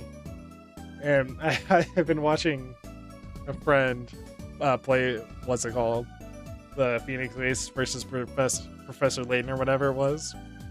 So, it's great. Amazing. Mr. Hatman will be... Hi, folks. I'll be here all week. That's about enough of him.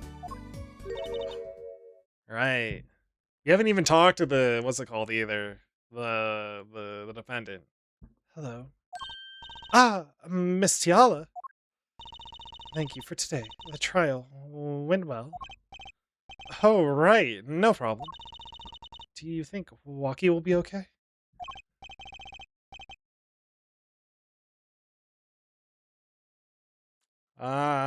She may have to be questioned, huh? Well, he's not guilty yet. Could there be a reason why she'd be on the scene of the crime? Please.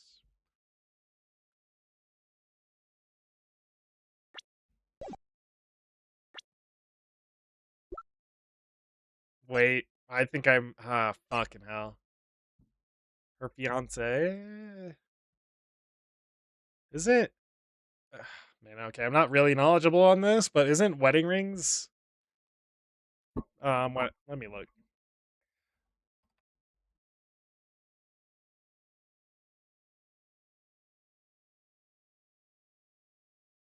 Rules? Wedding ring. What's the deal with the wedding ring finger? The traditional rule. Oh.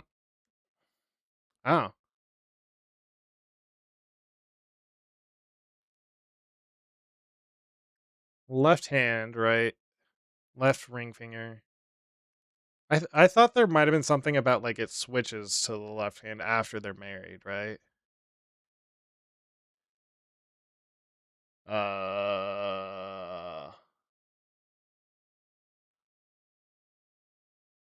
Like traditionally, maybe? I don't know. Huh.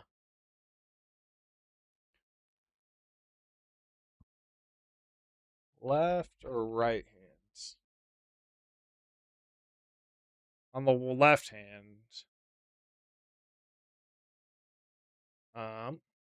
Is she already married? I mean, she is a fiance, right? Maybe that's the clue. I think she needs to be questioned though, right? Anyways. Please, you have to help him.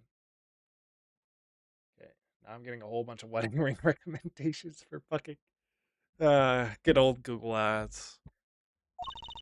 We're supposed to get married next month. Oh, congratulations. And she covers it. Way to put a pressure on a guy. Please, let me know if there's anything I can do to help. Also, this is the second time the game's been very clear about paying attention to the characters' animations, so I think I gotta be a little bit better about that, right?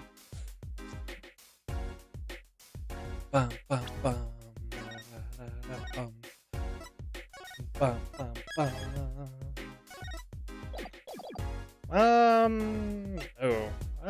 Surely you're not gonna make me examine everything again. You might be. Blue silk top, just like the one Trucy's wearing. It's my trademark color, Trucy Blue. I don't think you can trademark the color blue. Want to see me try? but I call green. Standing out is everything when you're up on stage.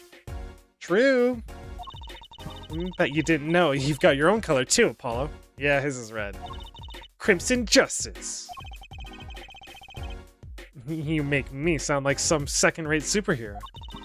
At least it's better than being a first-rate Super Zero. True.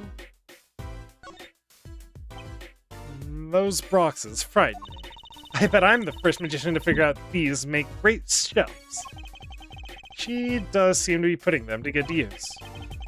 But if you ever want to put it back together, you have to take everything off, right? Don't worry, I'll clean it up soon. And then we'll try cutting you up. Thanks, I'll pass.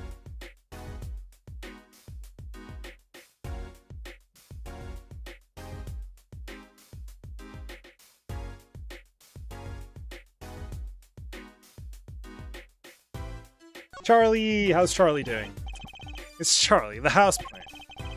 They've had it for years, apparently. What? Over 10 years and counting? That's Mr. Charlie to you. He's been here longer, after all. Right, sorry. I'm sorry, Mr. Charlie. He was raised by a tribe of heathens. She's saying something to a plant as she waters it. Mr. Charlie forgives you, this time. Mr. Charlie, huh? He grew up and had a family. Is there anything else I might do to please his high leafiness? His high leafiness, Charlie. Dude, that's great. Alright, the law books. Some magic books are mixed in with the law books here. The magic books all look well used, but the law books are just gathering dust. I feel kind of sorry for them. Maybe I'll read them next time I'm around. Will you really though? Will you really though? A hot water pot sits on the magic table. Why is the sand for this table so flimsy looking? Maybe it looks better that way. I was hoping for a more professional explanation. Well, maybe to show that there's no tricks involved. Not bad. I still think it's just that it looks better that way. Aww. Right, the hula hoop. A giant hoop used to levitate people. So tell me, how does it work?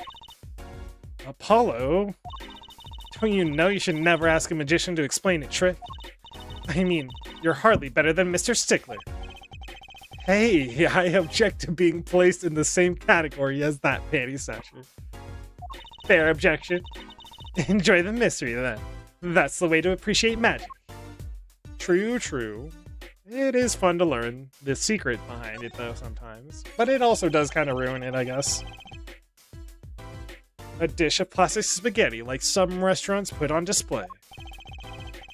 Where did you get this anyway? Oh, it was a birthday present from Daddy.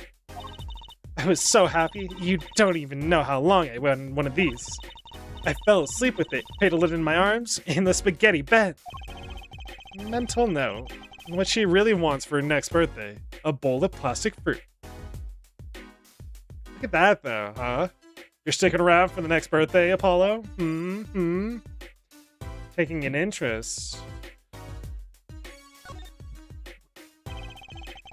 There are all sorts of strange paraphernalia sitting on top of the piano.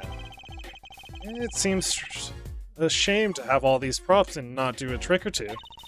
Oh, you asked for it. Ha! Hey, Mr. Righteous, was it? Waka waka? Justice, Mr. Hat, Apollo Justice. Just is? Apollo just is what? That's what I want to know. Oh, you're hopeless. Please make it stop. Just let me know if you ever want to visit from Mr. Hat. Any other trick but that one, please. Why? Mr. Hat's great, though. I love Mr. Hat. An old sepia tone photograph of a man in a silk hat. His outfit looks a lot like Trucy's, come to think of it. Oh, aren't these clothes the best? I had mine made to match. If you're going to be a magician, you gotta look the part. Trucy is big on appearances, I've found. That she is. Alright, that looks like everything of the scene. I am going to definitely enjoy viewing the scene. Marriage. Are you sure about marrying into the Kataki family? I'm fine with it, and I love Waki with all my heart. Uh-huh. You know, she does kind of have... I stated this last time. She does kind of have those evil eyes. Or, not evil eyes is the right word, but a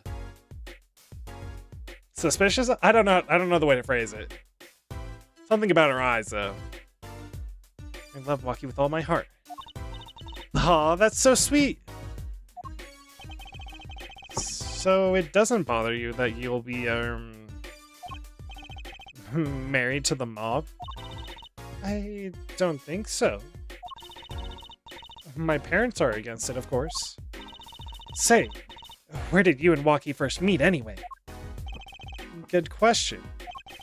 Miss Tiala doesn't look like the type to have gangster connections. Oh, we met at my old job, actually. Maybe it's that? Ah, office romance. She's not very forthcoming with information about herself, is she? I think it's this one, though. The hand hidden, hiding the ring. There's a reason she's hiding the ring. Yeah. You know how the boss is trying to get out of the business? Really? Mr. Kataki wants to quit being a gangster. He's trying to transfer his assets into a normal company. He only announced it recently, out of the blue. I heard there's quite a lot of confusion in the ranks. Huh. I wonder if that explains the apron. I can't imagine Waki going all along with that. He's highly motivated, isn't he? That's not the word I would have used. He said, I'll be the next big boss and keep the family alive. I think he's at that age when boys want to make the mark on the world. That's not the way I would have put it. His father moves in a lot of circles. He's really focused on profits. The Kataki family's been making a killing recently. Again, not the way I would have put it. Haha. Because a murder happened. Ha ha ha ha. But Waki says it's not about the money. They have a gangster tradition to uphold. Ooh, a generation gap, huh? They've even got the ever classic "what about the family business" thing going. Usually it's the father worried about the tradition. Usually it's the other way around. Which is a good twist. And I ask you a question about Waki. I understand he was operated on by a victim, Dr. Meritus. Apparently, yes. I think it's this one. And she's gonna be a witness. Yo, I was in his clinic about half a year ago. He messed up something bad, though. And then he just lets me go without a word. See you later, bye. Yeah, like hell. So I gotta go in, get another doctor patch me up again. Yeah, it sounds horrible. Waki has always been fond of fighting, I'm afraid. Half a year ago? Okay.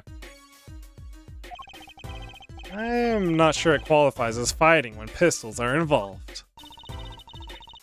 Mr. Gavin was saying his life might be in danger, wasn't he? No, that can't be right. I'm sure he was just trying to scare us. It's scary to think that a surgeon might make a mistake. But it's even scarier when he tries to hide it. I'd like to know a little more about this operation. Maybe it's time to pay the Meritus Clinic a visit. Thank you. I should be getting home. Waki's in your hands, Mr. Justice. Right, leave it to me. Apollo, I think you're making her more nervous. Sorry, I'm new at this, okay? Sweats. Teehee, it's alright. I believe you. Ah, he has the supports. Alright.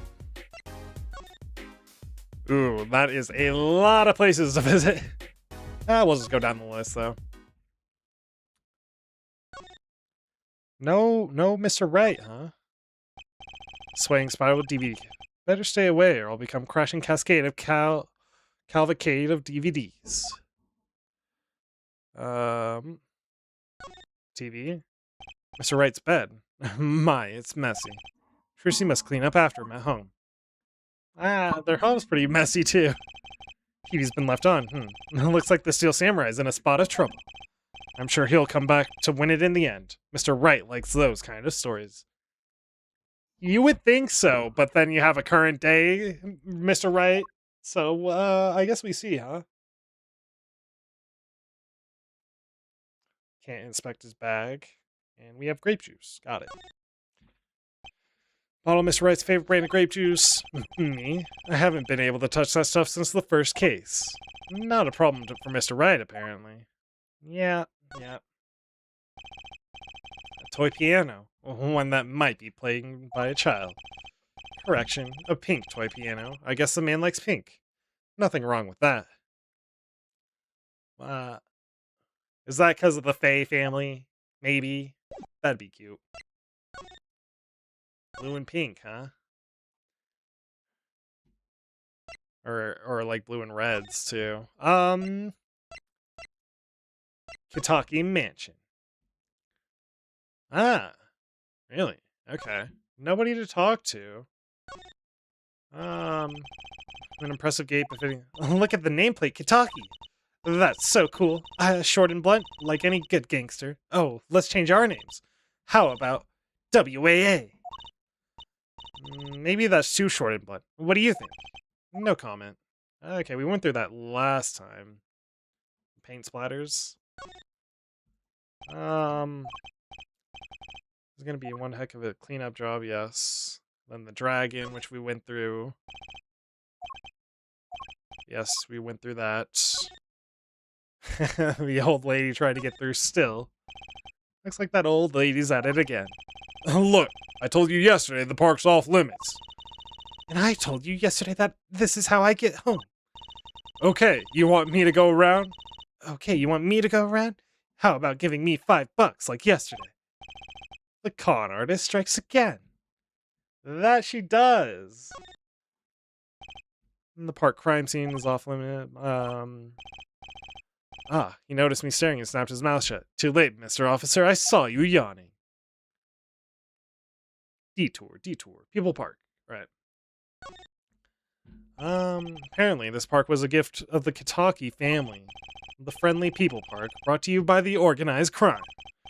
A very naughty part of me is tempted to write "We kill" on the left side of this. That is insane. And also, do you have proof that they kill? Are they assassins for hire? We need our this trash can. This is where we found the mirror. Come to think of it, wasn't there something else in here? Something near the bottom. Look at the paint on these. That means these must have ended up in here after Mr. Wright's accident. Maybe they're connected. Let's pick them up. Thank you. I don't know why you can just take both, but sure. Look at that. We have room for both items. We did look at them last time. I wonder, could this be a print? Oh, why would there be a finger? Oh, you mean a toe print. Good call, Apollo. I bet we can analyze it just like a regular print. This could be a vital piece of evidence. I did not realize I'd be doing it right now, live. My bad. Very, very quiet, too. With no music playing is kind of weird having... Got it. Your big toe. Even your toe prints aren't safe.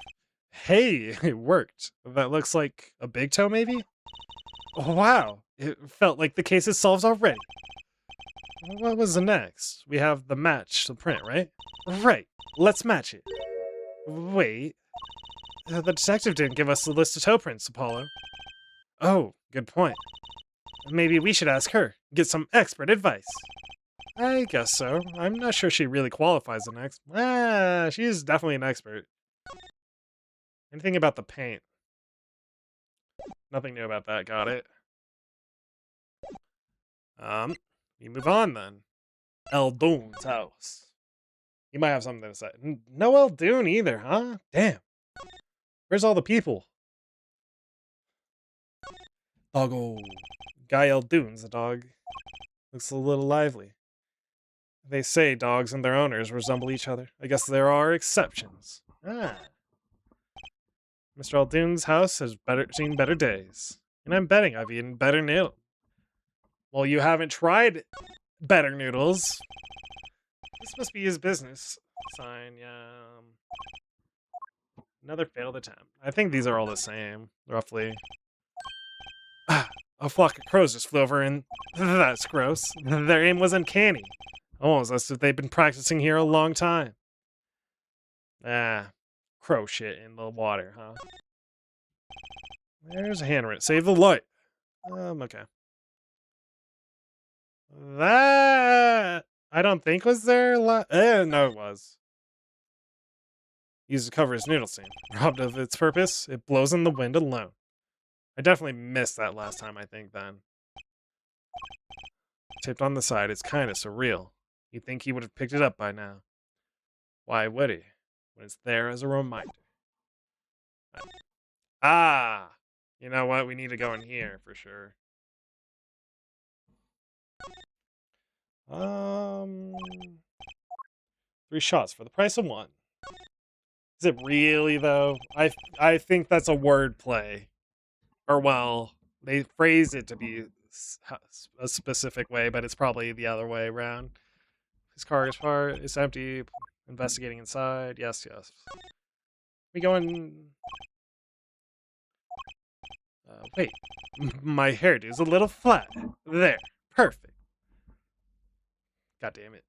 I think we can go into Merita's clinic though, right? Surely? Well, I don't know how much. Whatever. We'll do it. Not even here, huh? I guess we had to go to the detention. Hey, a kitty cat. Here, kitty. Meow. It's not coming down. You do look kind of suspicious. It's okay, kitty cat. His hair won't hurt you. She won't make you disappear in her hat. Debatable. We did the stepladder. Come on. Yes, we went through the stepladder. Can you talk? Someone's there. Oh, it's just a gold-painted human. Yeah, I think, okay. I'm surprised we didn't... Nobody's... It's probably a detention center. Hit Mr. Wright. Sprained his ankle. Alright. Detention center, we come. To talk to our defendant. Finally. After we've defended him. June 16th. Looks like Walkie's... Maybe not. Goddamn. I really need to talk to him. I guess we'll come back later. Excuse me. Yeah? The other suspect is all through with questioning, sir. The other... you mean the panty snatcher? Wesley Stickler. So they arrested him, too. Alright, let's have a little chat with Mr. Stickler. I hope I don't regret this. He is a valuable witness. He is a bit precious, I'll give him that.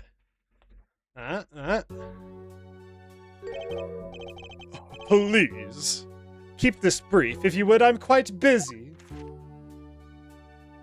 Busy with what?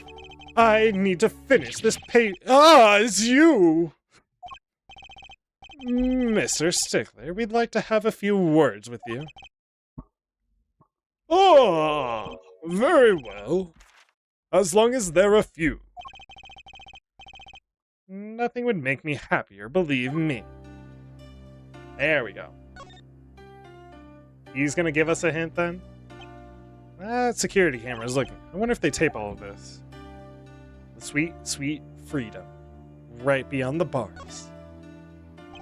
A security guard, he stands here, watching his room. I have no idea if he's listening to us talk. I'm not even sure he's breathing. Alright. Panty snatcher. Mr. Stickler, on the night of the murder, you stole...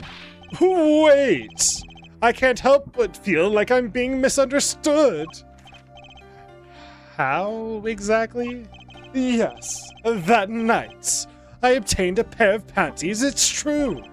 However, it was my burning curiosity that drove me to do it, nothing more. You wanted to know the trick to my panties, right?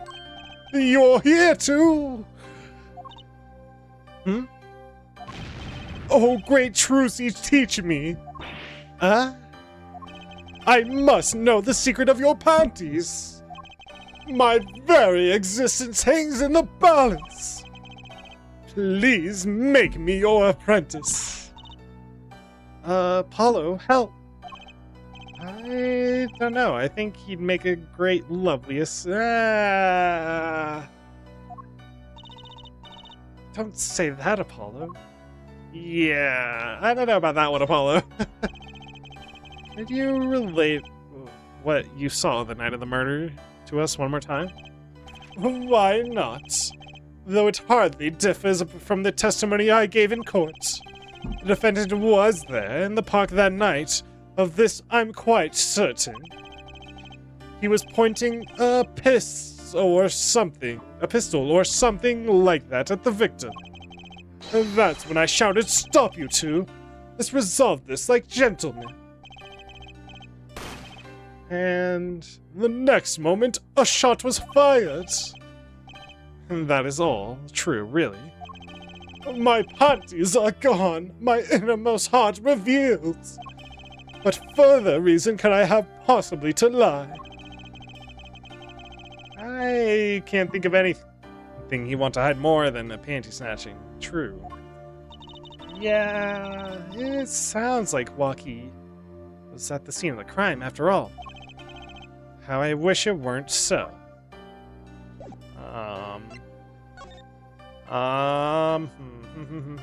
What do I show him?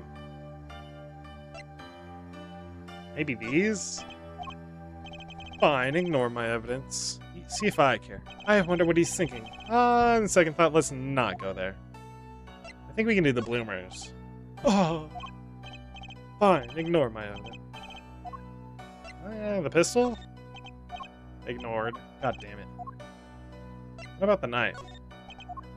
Fine. What about? That's it! The mystery, the unanswered riddle! Actually, they're just a normal pair of panties. What? How is that possible? It just takes practice, so that's all. Then you must teach me, you must! To think, if I could produce a pencil, an eraser, a textbook, and a lunch, all from a pair of panties, my life would be complete. He's not wrong. He's serious, isn't he? Okay. I don't think he's gonna give us anything else. Yeah, nah. Fuck. Okay, I guess we leave him here.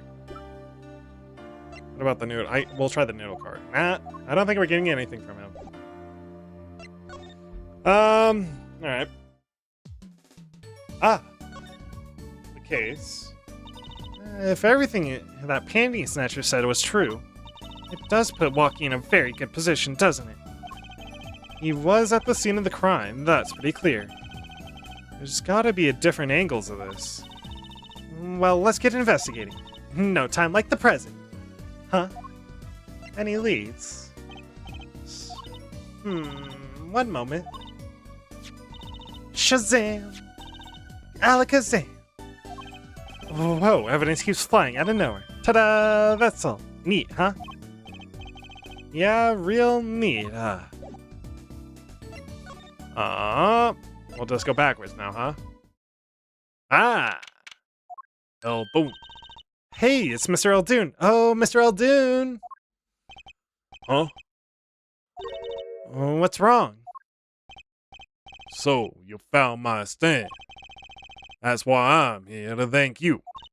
Ah, But now it's a crime scene, and they won't let me have it back. That's also why I'm here. I got no other place to go. I see. How can a noodle stand be a crime scene? That's what I don't get, Trucy Doll. Even in... Even in death. He's after my neck, I tell ya, bye. Can't even cook an honest noodle. He. Even in death? You mean the victim, Mr. Dr. Merictus? I tell ya, it's enough to drive a man to make his soup even saltier. Remind me never to eat his noodles when he's in a bad mood. But it might be the best damn noodle bowl you have ever had. Bum, bum, bum. Well, we'll get right to talking to him because I already examined everything. But that stand, for generations, it served up the very best noodles of us Eldoons that could make. The traditional noodles and salty broth. It's more than a stand, it's history, I tell you. Uh-huh. Bum, bum, bum.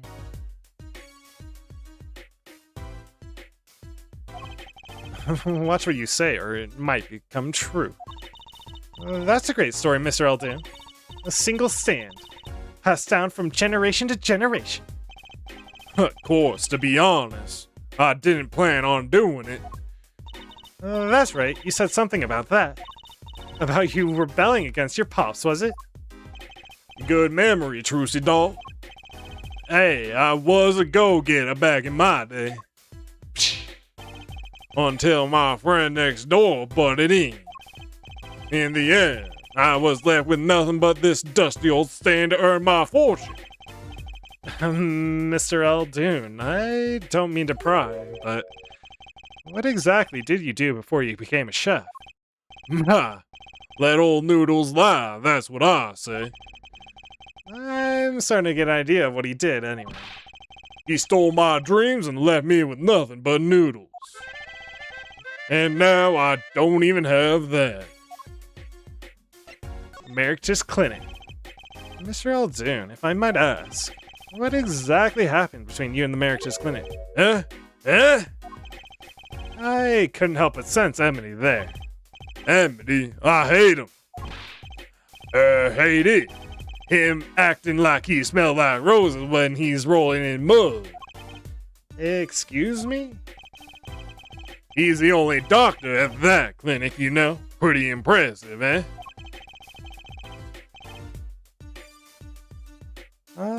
I'll tell you the secret to his success. The mob. You mean the Kentucky family? They're always having one of them turf wars or whatnot. Always an injury or two that needs fixing. Merictus saw a chance for some business. So he started giving the Kentucky family a good deal. A deal, huh? Every fifth operation for free. He stole the idea from my pops. One free bowl of noodles a week, he used to say. Can a doctor just decide to do that? What about the insurance companies? Oh, no doubt it's illegal. But it got him in good with the family. Pretty soon he was getting all the business in town, leaving me here in the dock, up to my neck in soupy noodles. I think I figured out what Mr. Eldoon's former occupation. Yeah, it's a Dr. Eldoon? Can't hurt to ask, Apollo. Eldoon's pass, huh? Mr. Eldoon, or should I say Dr. Eldoon? Figured it out, did you? That's right, I was a doctor, a surgeon until the year before last. So, Mr. Merictus was your rival? You like those onions they put in the soup broth? Yeah, kind of. You take a spoon, you drink some broth. Those onions will find their way in there. For people like him, why, they're just fine. For people who hate them, I hate onions, hate them. Always sneaking in from the side, getting in the way of a good tasting spoonful. Oh, well, that's what he was, an onion. Onion boy, that's what I call him. So you weren't exactly friends. Ha! Me and pal Mericatus.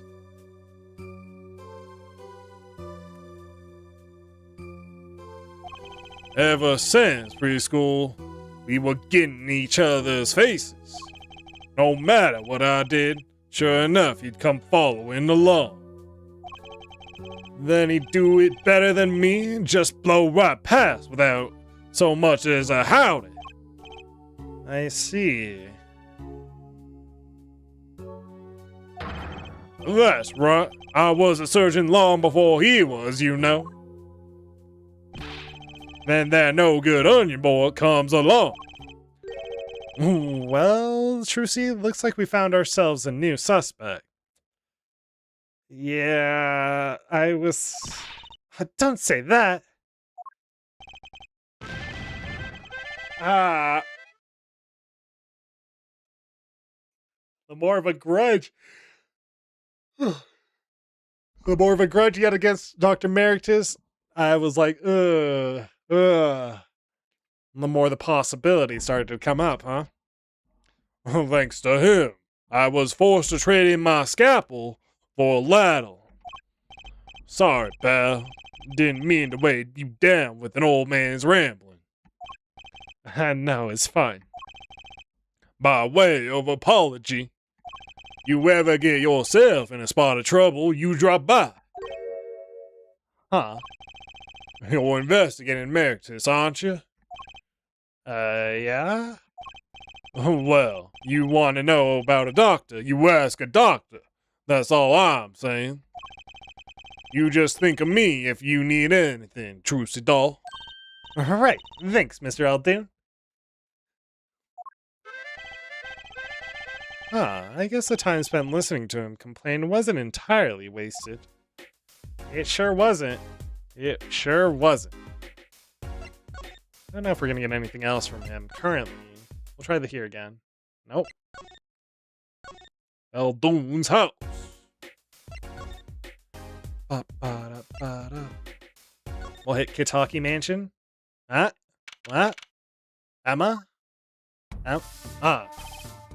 Yeah, she's back. Oh, you two. Are you over here? Yeah? Us? Yo, little plum, what's up? I think this gangsterese is a negative influence on Trucy. I heard you retrieved my bloomers. Well, it was just a man speaks clearly and takes credit when it's due. You caught the thief, didn't you? Yeah, sorry, I caught him. You're cute when you're nervous, Polly. I'll deal with you later. That's enough about bloomers. What about my son, Walkie, Walkie, he's, well, clearly... Yes, ma'am. This is why I was kind of hoping we could avoid coming back here. Ba-da-ba-da-bum. Walkie. He really everything you'd expect in a boss's son. I'm gonna be a gangster, dude. Though the life does have an appeal for that age. Particularly for boys. What? Don't look at me like that. He was shot in a turf war about half a year ago. Yeah, we heard the story from Walkie. But he didn't tell you the whole story. No, even if he had a pistol then, he couldn't have shot anyone. What? He acts like he's hard, but he couldn't choose someone to save his life. I should know, I'm his mom. Her words do have a certain weight to them. hopefully, when this is all over, all taken care of, he and the boss can sort out their differences. The boss? You mean Walkie's father? That didn't seem to be the best. They didn't seem to be on the best of terms, did they? Father and son. Why doesn't she have an ring? It's true. One of us pistols is missing. So the murder weapon was from this mansion. We kind of figured, given the difficulty of obtaining a gun these days. True. That is a thing that's quite stated quite a few times. Oh, none of the rank and file have access. Only the boss, myself, and Walkie could have taken it. I see. Ooh. I'm sure the cops will continue tromping all over the mansion because of this case. Maybe this is a sign that it's time for a change. Wahahaha. She doesn't seem too concerned, at least. Lita Tiala. Yeah, Walkie's fiancée. They're getting married next month, correct? I suppose.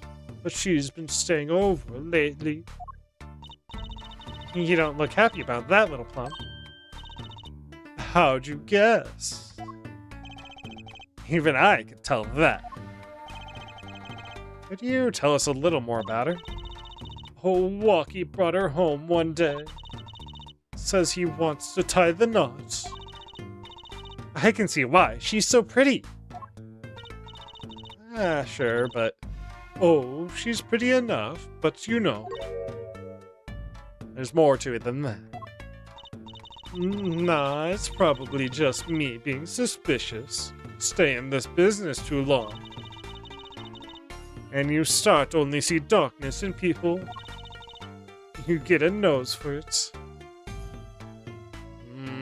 I don't like that.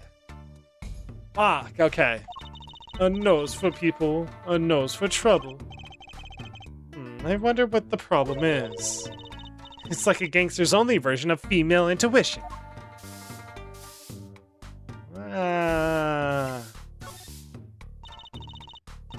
The boss may act tough, but that boy means the world to him. But Walkie seems, well... It seems like he's against his father's position. Ah, so it's to be expected. We're in a bit of a transition now. Trying to cut our ties with the shadier side of the street and do more on the up and up. Walkie isn't too enthusiastic about the change, it's true. But why the change? Is the gangster thing just not paying the bills? Ew, it pays, but we need a lot of money right now. Clean money, that is. I see. Something must be up. You'll see things the way the boss sees them someday. Pay off somebody? I don't know.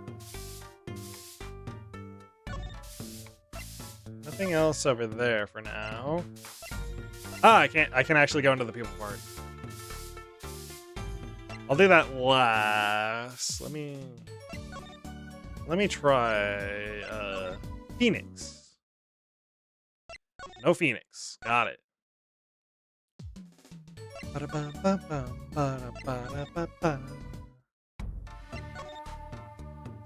People part.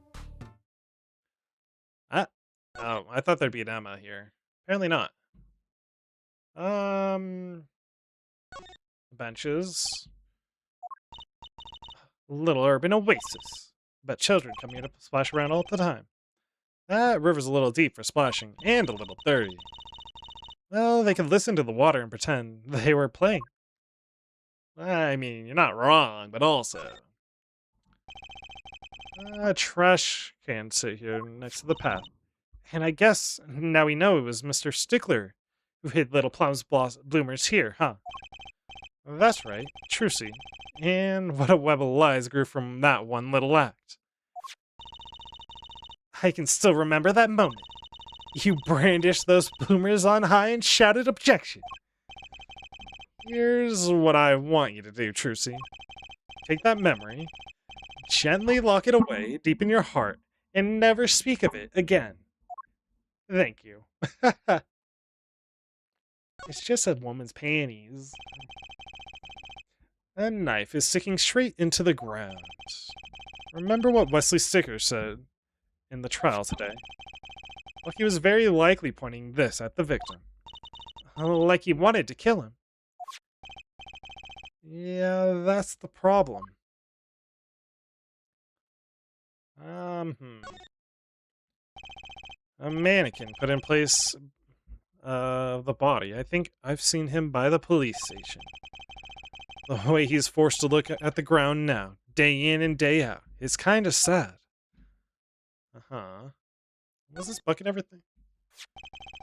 Poor Mr. Eldoon. His stand's been standing here since the whole thing started. It almost looks like at home here in the park now. I think it should be made into a playhouse for children.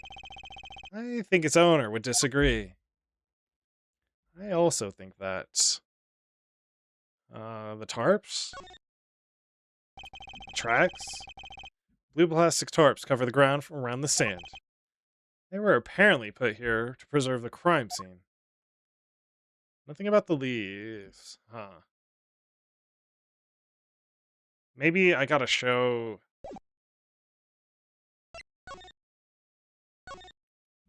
evidence to somebody.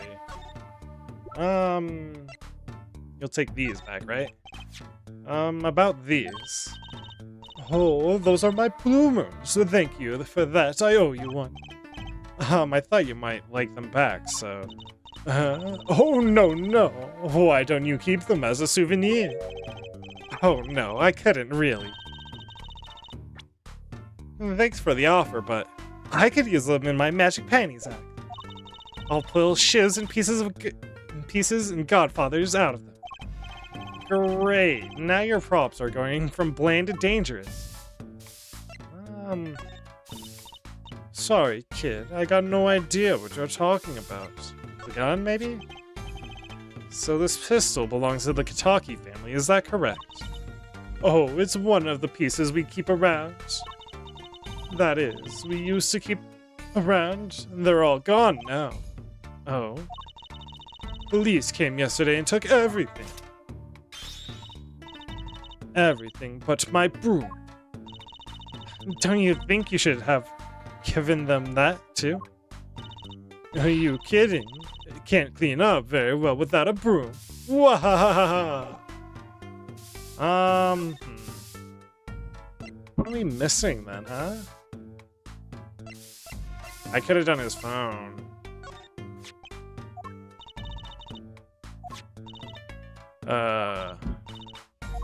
Won't you? Aki's checkup? This might be important. I'm sorry, kid. I got no idea what you're talking about. What about the knife? You tell me if this knife belongs to Waki? Oh, that's his knife, alright. Bought it for him for his birthday. Oh, wow, that's a pretty hardcore present. I remember him falling asleep with it clutched in his arms.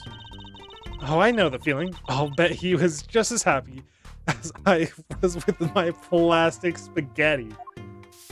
The callback to an earlier dialogue. What am I missing? We need to find Emma. I was hoping to meet with my client. Walkie Kataki's just finished questioning. I'll bring him out. Great, finally. Aha. Yo, sup, my little imposter? Ah! Oh, what did you call me? Dazam, it's you. Sorry, G. Thought you were a leader. My little imposter sure is a strange nickname. Might be Alita, bro. It might be Alita. My little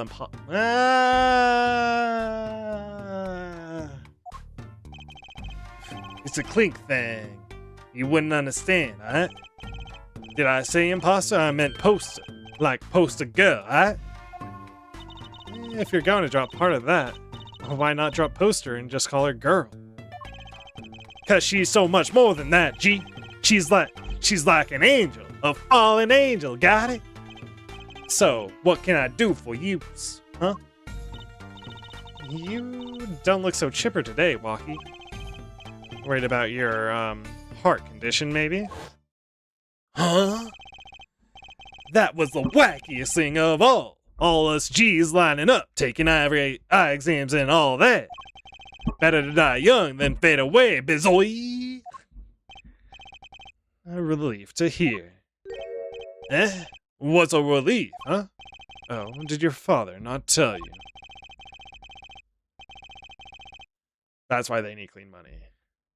That bullet you carry so close to your heart, if not attended to immediately, it could kill you. That's why they need clean... man! I ain't trying to hear that. A man fights to protect what's valuable to him. You know what I'm saying? I miss my fallen angel, right?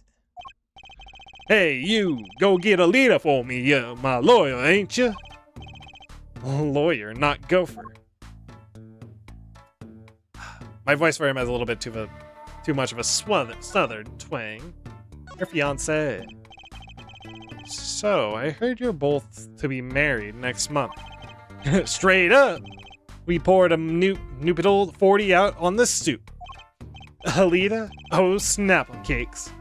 She's so fun. I think I need to give him more of a boyish voice. And then instead of that, El Boone voice, you know? I think he's smitten with her in his own weird way. I was wondering, how did you two meet? I asked Tiala, but she was, well, very vague. Huh? Well, man, if she wouldn't tell you, I'd best hold my tongue, you feel me? What? Man, what's past is past, she knows that. When I'm with the leader, I feel like there's things worth protecting out there, you feel me?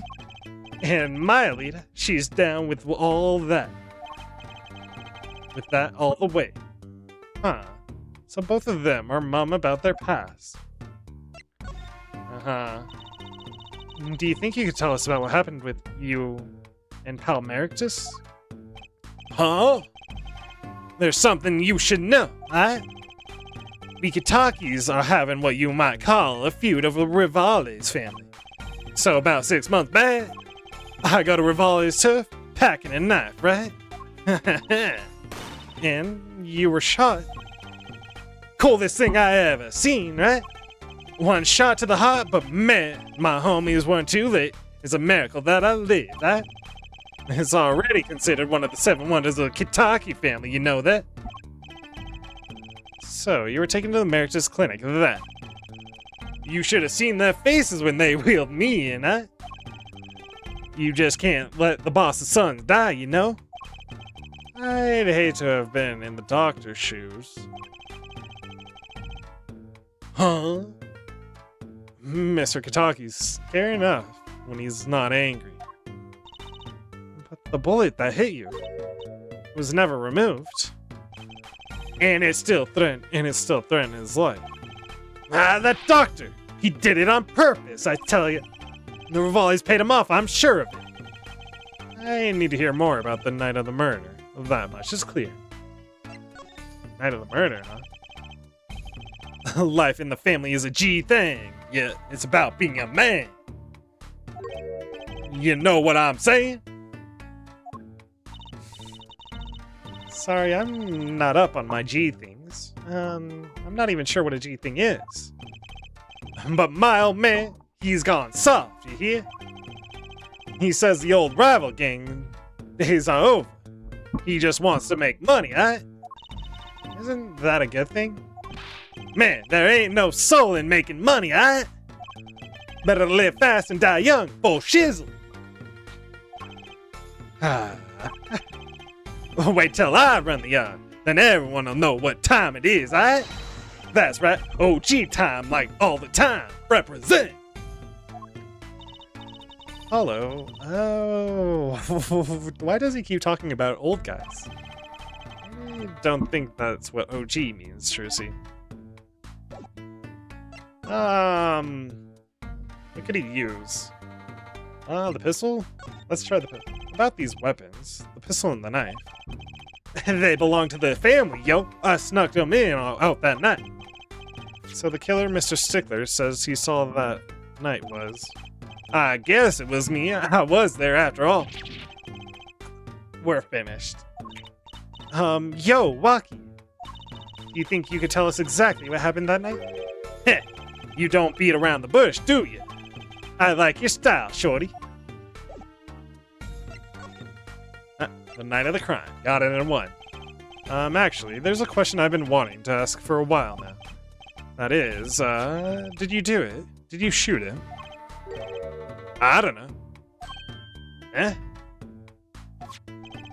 On the day of that checkup, when I found out about that bullet in my heart, I borrowed a gun from the family stash, alright? Figured I'd give that doctor a taste of his own bad medicine, eh? Uh-oh. I don't like where this is going. But you were carrying a knife, weren't you? Oh, that? Well, yeah. Never been too careful, I say. Ha! So I'm on my way to the clinic, right? And then, when I run into the park, run into him in the park, and he's striking that noodle stand behind him. He's trying to get... Wait. He's pulling the cart because he's trying to get Eldoon to come back as a doctor to perform the operation. Maybe? That's a thought. That's a train of thought. And that noodle stand behind him. Wait, you didn't put him up to that. Like, you know, in the movies? If you value your life, you'll bring the stand, huh? Shorty, you're more whack than I am. And that's saying something, huh? But I was serious. The thing is, I don't remember what happened next all too well, huh? You don't remember. But the way I see it, if there wasn't anyone else there that night, then I guess it probably was me who did him in, huh? You know what I'm saying? Ah, okay.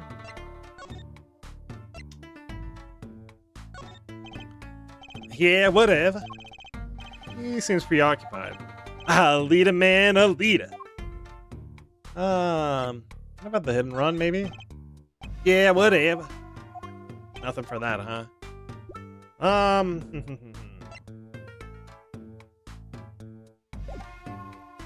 think we're good to move. Go check in Phoenix? We need Emma still. Oh. We need Emma. Probably go back to talk to Plum again about the 6 months ago? Oh.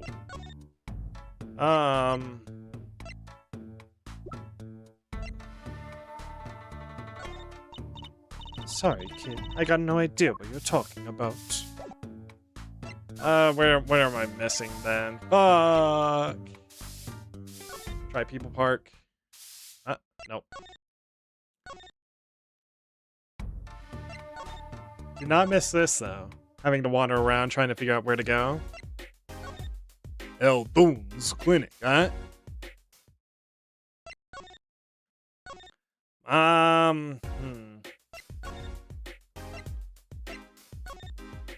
Maybe it is we weren't done with Baki.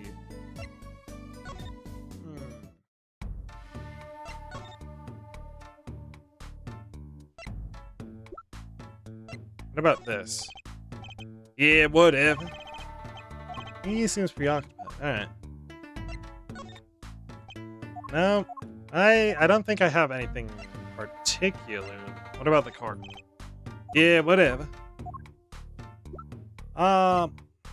Ooh, what about presenting the cart too? Yeah, whatever. I don't think he has anything for us. Okay. What about the cell phone?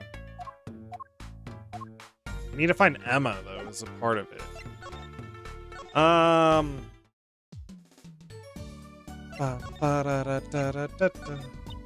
What is it, Apollo? Oh!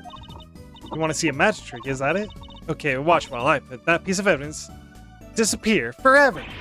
No thanks. My bad. There's one thing. Oh, I have to go back. I forgot the most important piece of evidence to Fine, Walkie. You're not interesting. Got it. I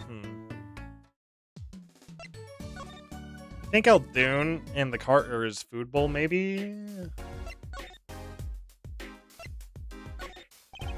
That's one of my bowls. See that, Mr. Salty Mom? Mascot of Eldoon's noodles. They come to the stand, they sit, they drink deep from that bowl. And when they see the bottom, that face there looks just like Mr. Salty's. Genius, no? Very high concept. You can't ply a trade if you don't love the tools, remember that. Yes, sir. Uh-huh. Trucy has a thing for the professionals. What about your cart? That's right, Sonny. That when you bring in my stand home, I'm ready. Can you see I'm ready? I guess. Until that stand is back home, the case is not closed, you hear me? I think I'll avoid talking about his stand in the future. Who do we show the slippers to?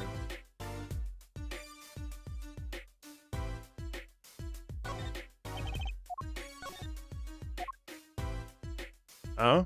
Wait. So we have a toe print. I'm not sure what good that without a toe print. Maybe our detective friend can help us. Can we call her?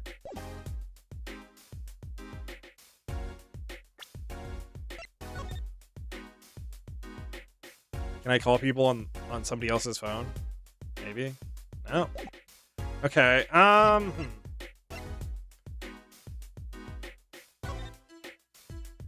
Maybe examine this again? Is there a number? How do you know for sure? Gamer, honey? What about...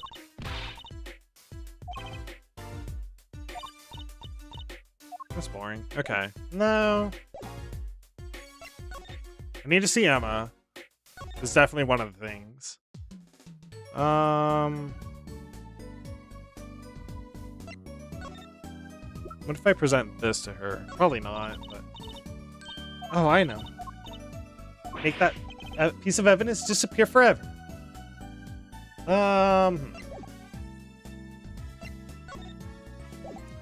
Nothing new from her.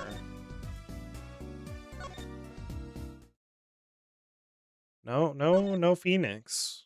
Still. Phoenix clearly missing for some odd reason, huh? Not enough grape juice in his system. I can't go anywhere from there, so there's no point going there right now. I want to make like a deduction, I think.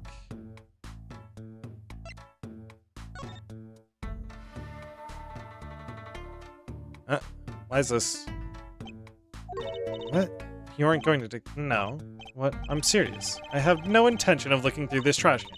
Oh, please, don't hold back on my account. I think that whatever you think about these trash cans, you're wrong. Okay, we went through all this. Where's Emma, though? Went through all those. What about her and the slippers, huh? I guess I might just have to try... Sorry, kid.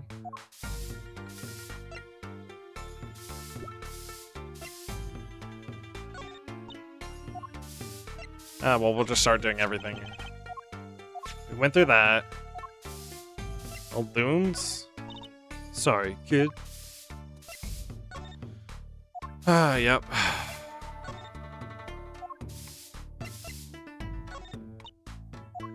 I wanted to ask her about the past, but she doesn't talk about that. Huh.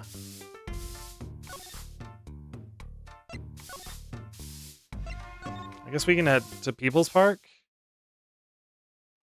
I can't. I feel like there's got to be something I missed here, right?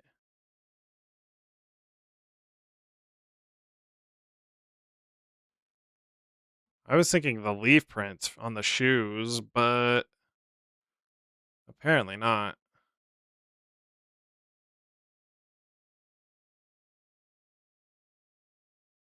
No? Huh. Interesting. Okay.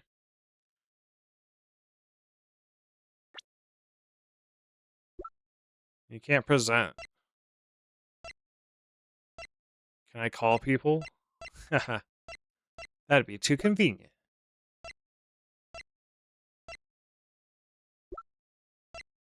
Huh. Hmm.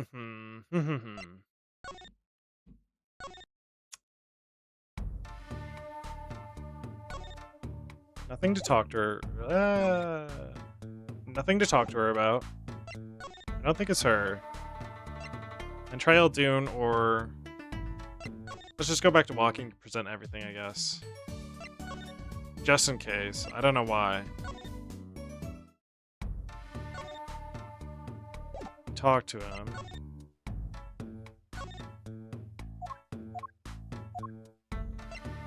Only wants to talk about Alita. Yeah. Alita.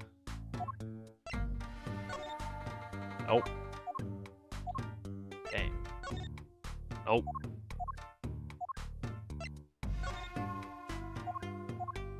Well,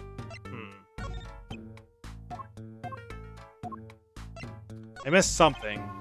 I think I need to know about the pass of the gunshot, right? We went through this. I was there, after all. This is slightly different, right? We're finished. We went through this.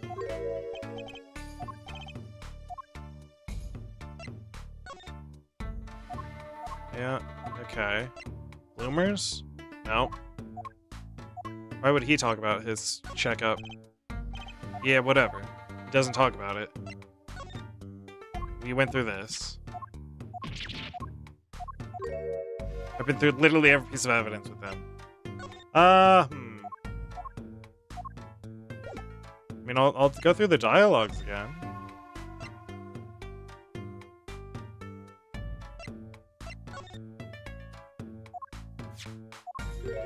I don't know. Yeah, we went through all the dialogues.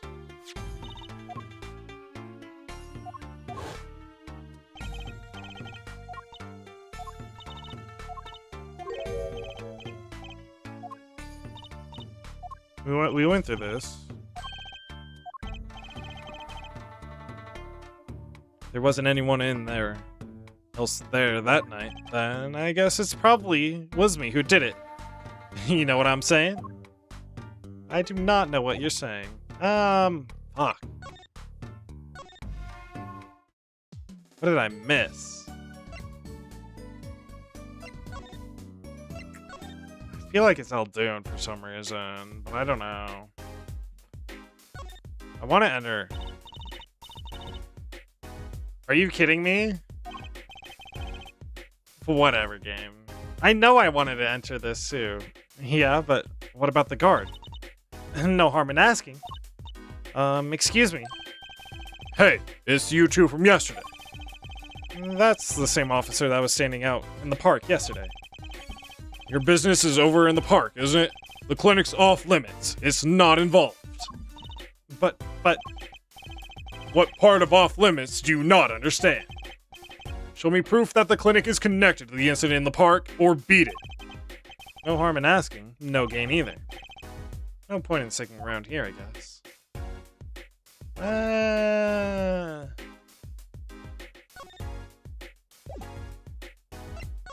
Do I have to go fucking... Now do I have the dialogue box? That's so lame because I was in the examine screen when I clicked over, I think.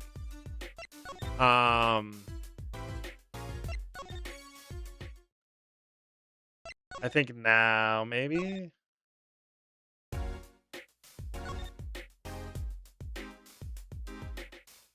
It won't let me enter, though, so... This is to Eldoon, right? This is to Eldoon.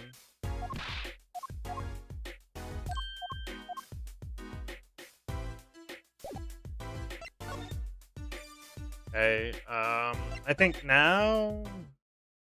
We need to connect. There we go. Now, we moved on, though. That's so stupid.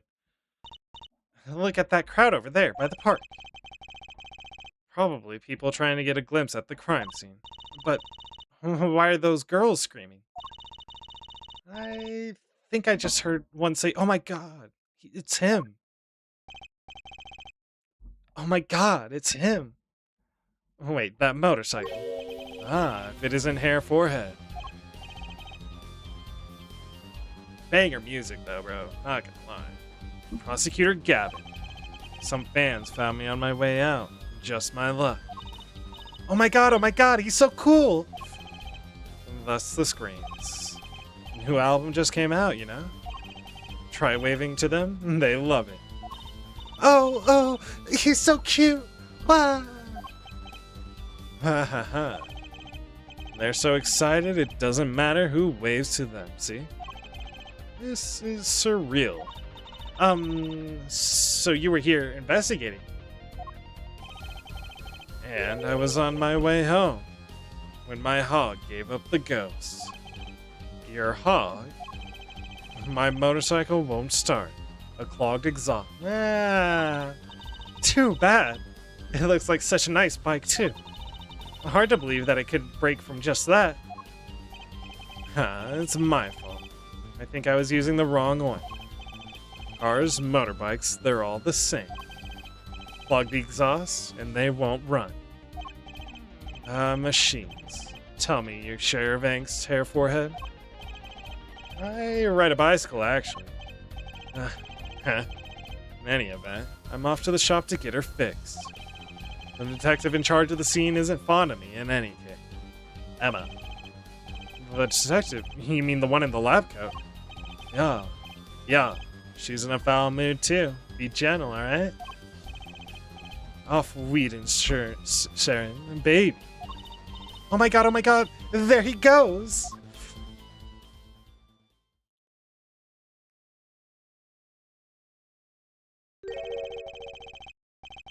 And the forecast for the park today? Gloomy skies.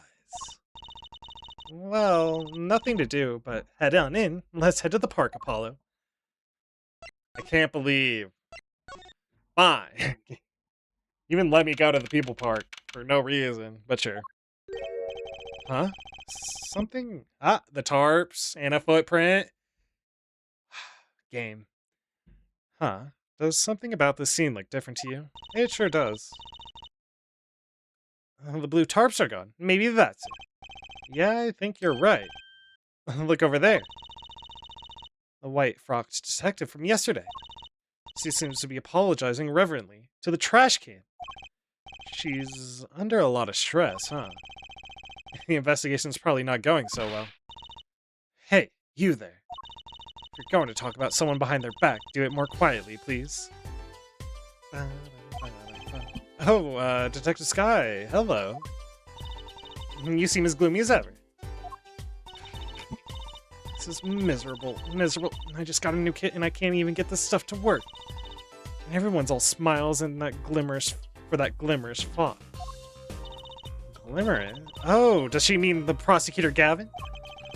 More to the point, doesn't she mean glamorous? When he walks, his shiny chains catch the sun, and glimmer in my eyes. It's distracting. Nom nom nom nom nom nom nom. I love that Emma eats snacks, dude. That was fucking cute. Speaking of distracting, I guess I just have to accept the fact that I lack talent. The original powder. I think my powder too. Sounds like she's trying to get some sort of new forensics technique. Let's examine this real quick. Because this is important. The tarps that were here yesterday are gone. I wonder why Detective Sky put them out. Yeah, the only thing they were covering is the ground. Oh, I know. I think I see something there. A print. A print. Yep. Why is there paint on the print, though? We'll talk to her. Detective Sky, you know Mr. Wright, correct? How do you know my daddy? I want details. Well... He helped me out a long time ago. You might say he saved me. Wasn't she saying something about getting involved in an incident? I can't stand it when things are vague, especially in a case. I went to study to become a forensic scientist in Europe. But you're a detective now, right? Well, I failed the test. But you know, rank and title don't matter. What matters is what's inside your heart. I've always thought that too. And my heart is full of science. That's why I brought this kit through the mail order. Hey, convenient footprint detector. And what am I going to test in here before the forensics team arrives? Are you sure you're okay? Prosecutor Gavin. I won't lie. I'm not fond of the man. Those glamorous types always rub me the wrong way. Glamorous, right? A prosecutor should be cool of wit and furrowed of brow. That they should. That they should. Less glamorous and more simorous, you know? I damn well know. Thank you very much, Emma. No? Well, you better learn, Apollo. Well, that... And what happened 7 years ago? Prosecutor Gavin was the one who stripped Mr. Wright of his attorney's badge. What? Really? He was the one. You mean you didn't know? I thought you were the one of his boys. I am neither a boy nor one of his, but let's see what she has to say. What exactly happened 7 years ago? I never actually heard the details. Then investigate. It's better you learn it for yourself anyway. Trucy? Trucy, what are you hiding from me? Do you mind me asking exactly what it is you've been doing? Squatting down on the ground like that? Oh, so you want to know, do you? Well, I splurged on a new toy. You splurged? You mean it wasn't police issue? What is it? I see a roller and glue. This is a footprint analysis kit. Footprint? It was raining on the night of the murder, which means the footprints were left. Oh, does that have anything to do with these blue tarps?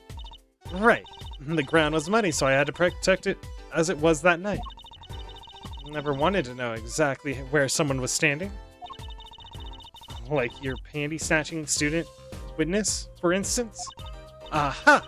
So with that kit... Right. What? Want to try this stuff out? Huh? Are you sure? I mean, we're sort of on opposing teams and all. Oh, pshaw, you're friends. And to tell the truth, I'm not so good at doing this. Guess I'm a little clumsy.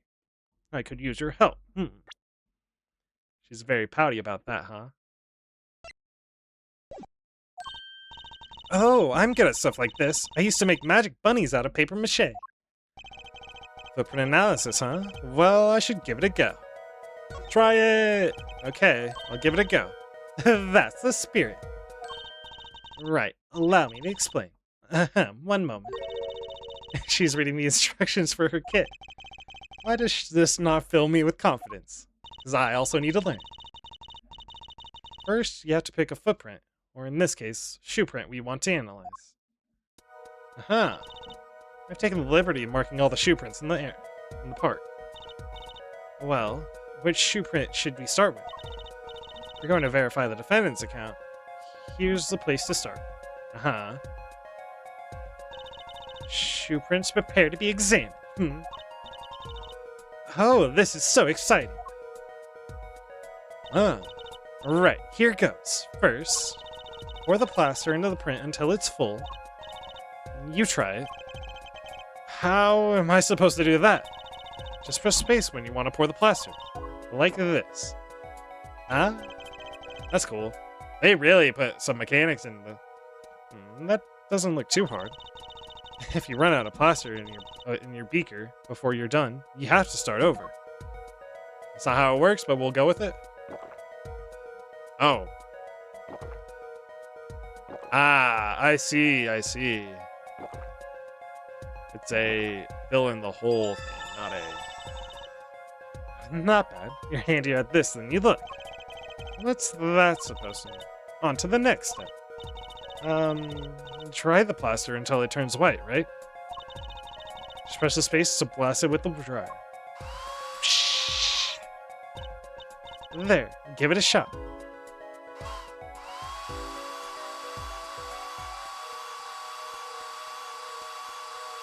Okay, game mechanics in my visual novel? How dare they? Looks like it's hardened nicely. Let's take a look. Bam. Yeah, that's a good one. Next, the ink. Ready for the next step. Use the roller to ink just the shoe print part. Hold the roller tight now with space and roll it up and down. Keep going till you get enough ink on there for good print.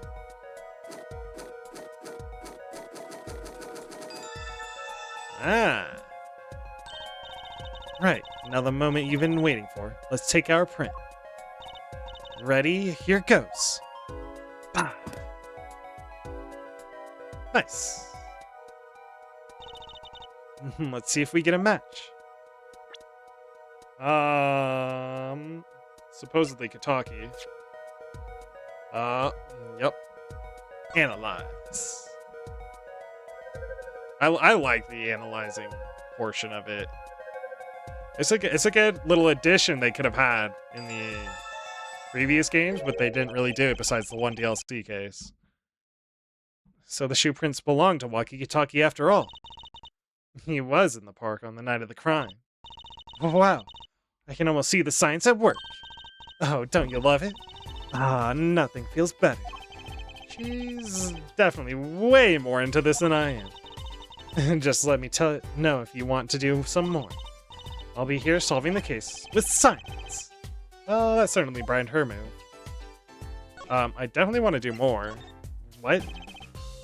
Mind if we give it right on? Leave no print unanalyzed, I say. All of them?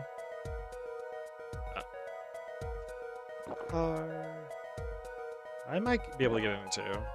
Ooh, that was kind of a fail, huh?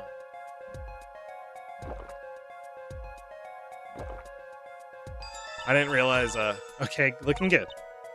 Next, try the plastic. I didn't realize I can spill over. My bad.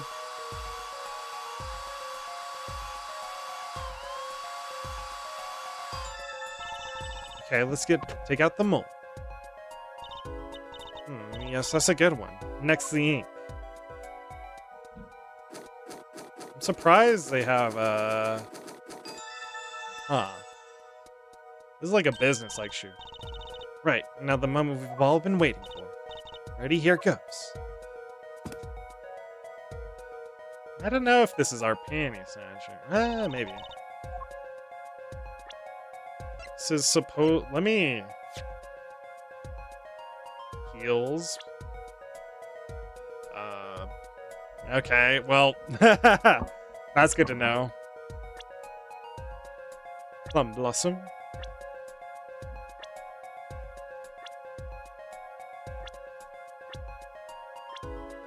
Alright. Got it. I mean, I'm suspicious of Gavin for sure, so, you know.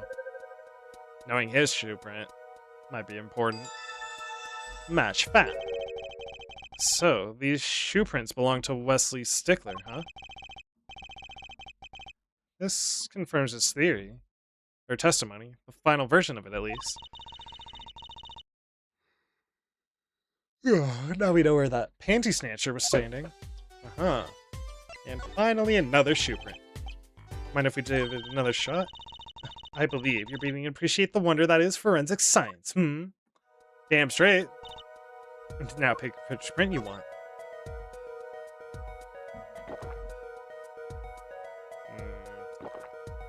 Fuck. I did not enough. Ah, whatever.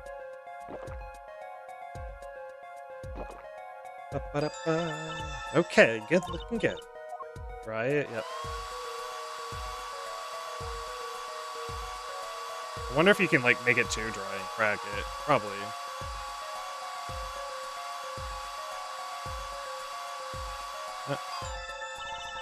Alright.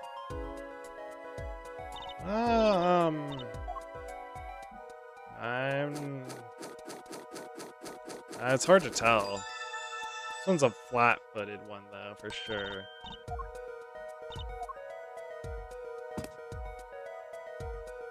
It's Elden, probably. No. Ah. Huh? That's a funny shoe print. Right. I should have known that. Is that even a shoe? It is strange. So smooth. Except for the part with the leaf. You can say without even looking that this print doesn't match any print on our list. A mystery print.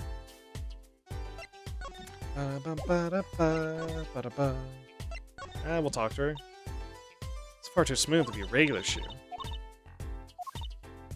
It's right next to El Dune Noodle's stamp. It does make one wonder. Hey, you. Yeah? Why are you so quiet all of a sudden? You wouldn't happen to have something in mind. Something that might have left this mystery shoe print, huh? This mystery shoe print does remind me of something. Sure, I've seen this print somewhere before. You know, I think I have our culprit right here. Slippers! Well, I think it's these slippers, actually.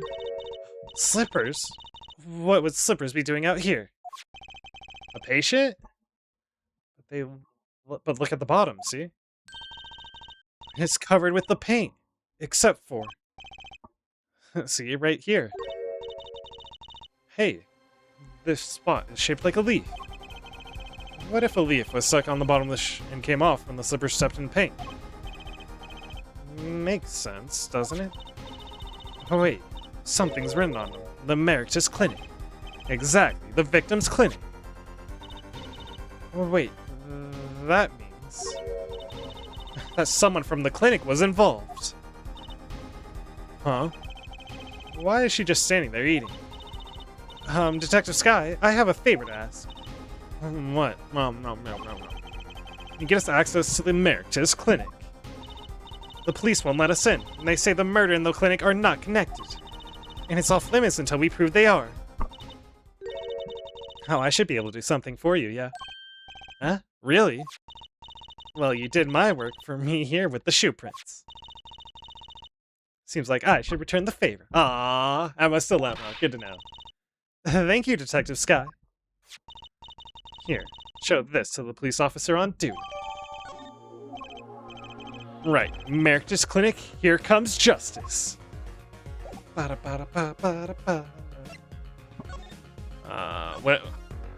It has to be a stream title, bro. I'm sorry. Let me try Phoenix again. Just briefly. The prodigal attorney returns. Welcome, Apollo. I heard you did well in the trial today. Here to discuss something? I could use a little diversion. What did Detective Sky say? If you want to know something, you have to investigate it yourself. Mr. Wright, tell me what happened 7 years ago, please. I want to know. I need to know.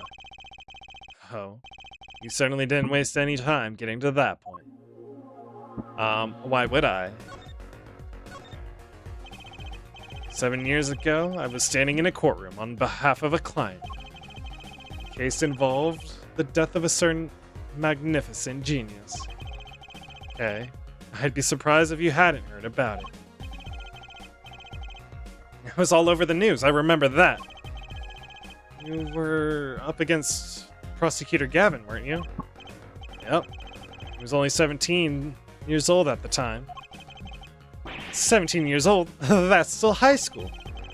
I took the bar exam abroad in Europe. They're progressive over there, you know? I was defeated by a 17-year-old newcomer. In my shame, I left the practice forever. That's all. Ah, that ain't it. That's all. How could that be all? What do you mean? What about what they were saying on the news about forged evidence? Got 'em. They said you forged evidence and had your attorney's badge stripped from you. Uh-huh. Tell me, how does it feel? How does it feel to stand there before Phoenix Wright, the forging attorney himself? Ah, shit. How does it feel? I don't want to believe it's true. But what about what happened in my last trial? In my first trial? Didn't you notice in today's trial? There was a single piece of forged evidence. I'm talking about evidence that shouldn't have existed. A naughty magician's trick. Unfucking fortunately. What happened? I don't see you jumping to my defense on this one. Maybe I did forge evidence, maybe I didn't. It doesn't really matter now, does it? There's more to that case, though.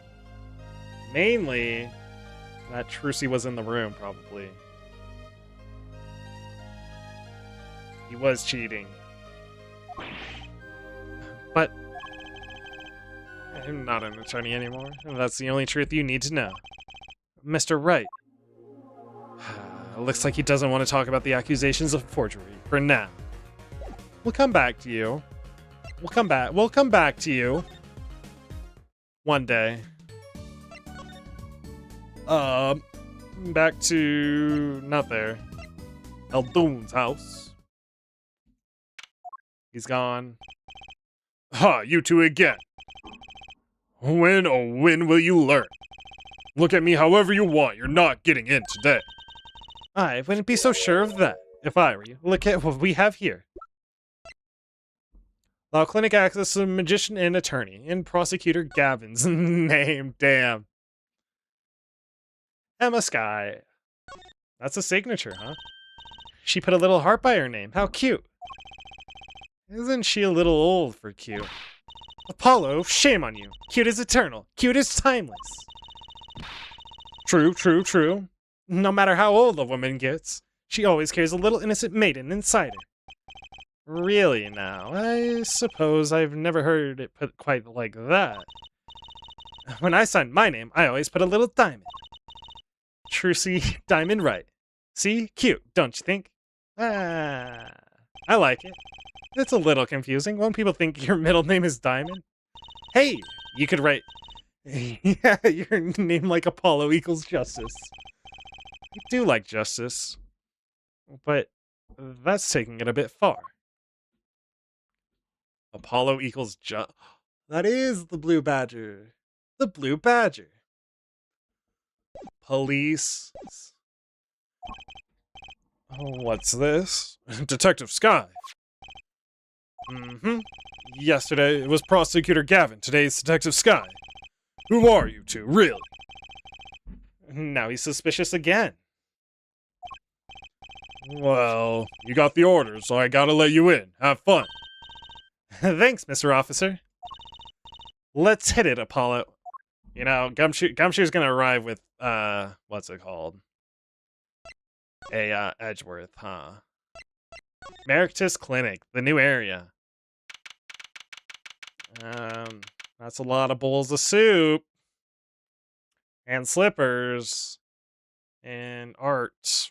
I don't think the art's relevant. Yet. Alright. Heels. They could be Alita's heels. Maybe.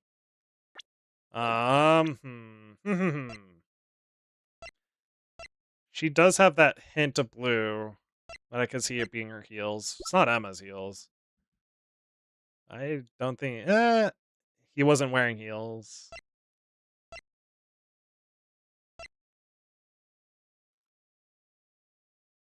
Huh. Huh. Kind of an at-home sort of place, isn't it? This place has a connection to the murder in the park. I'm sure of it. The police guy out front wasn't so sure. Beyond it being where the victim lives. Looks like the police team's gone home for the day. There. Might be some clues lying around. Let's get cracking, Apollo. This song's pretty good. Kind of a vibe.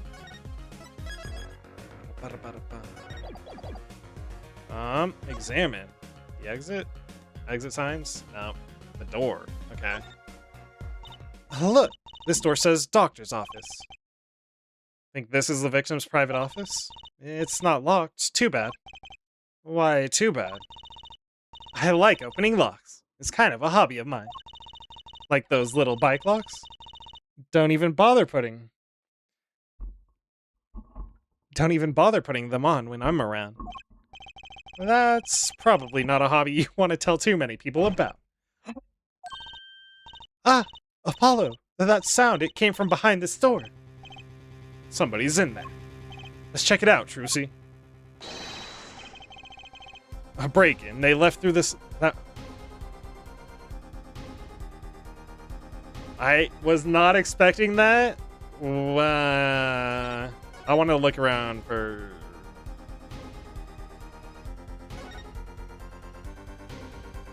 I'm a reload and check everywhere else first. My bad, I didn't know I was going to the next room. I thought the door would be irrelevant. These must be part of the slippers for the patients at the clinic. The same as a pair we found, of course. Look, a single pair is missing from the rack here, too.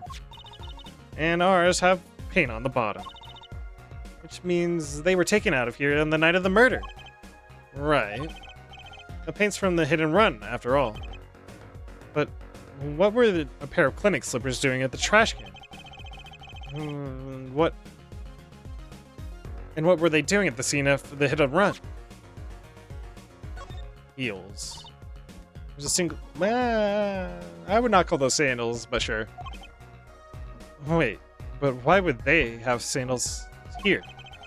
Unless they belong to one of the patients.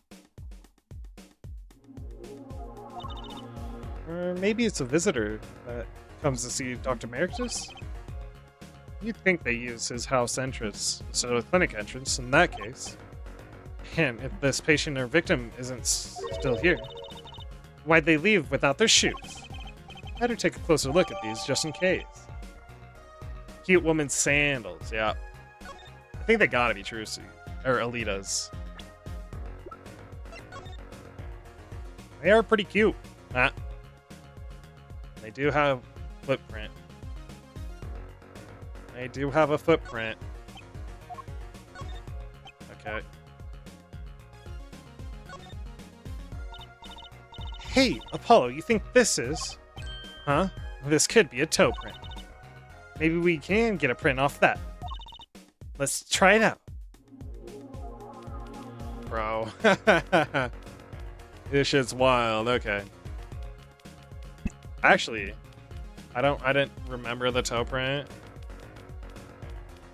I wonder if the toe print's the same as the previous one. Would make sense. Hey, it worked. That looks like a big toe, maybe? But wait, I mean, it's great that we got the print. But is there such a thing as a list of toe prints? Oh, good point. If there is, Detective Sky didn't give us one. Which means we can't match this print. This seems like a good time to ask a detective's advice. Yeah, good idea. Okay. The reception area. I think they might match. I need to see it, though, side by side. Clinic reception area. No one's here, of course. There's a small sign on the counter. Please pay your bill. Remember, we're the ones holding the scalpel. Brutal, but effective. Went through compromise, my friend. Went through compromise. Look at all these bowls. They're from Eldoon's Noodles. They're... Mr. Salty. He wasn't transporting noodles, he was transporting something else. Then I think we figured something out. I think we have. Mr. Altoon must do takeout. Not exactly what I was thinking. All the bowls have been washed clean. I think we found our first clue, Trucy. Yeah, me too, unfortunately. Alright. Skip through this for the break-in.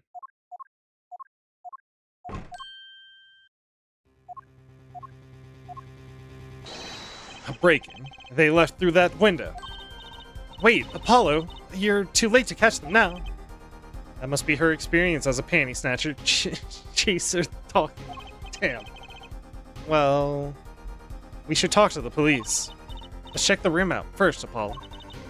If we call the police now, we'll lose our chance. You're right.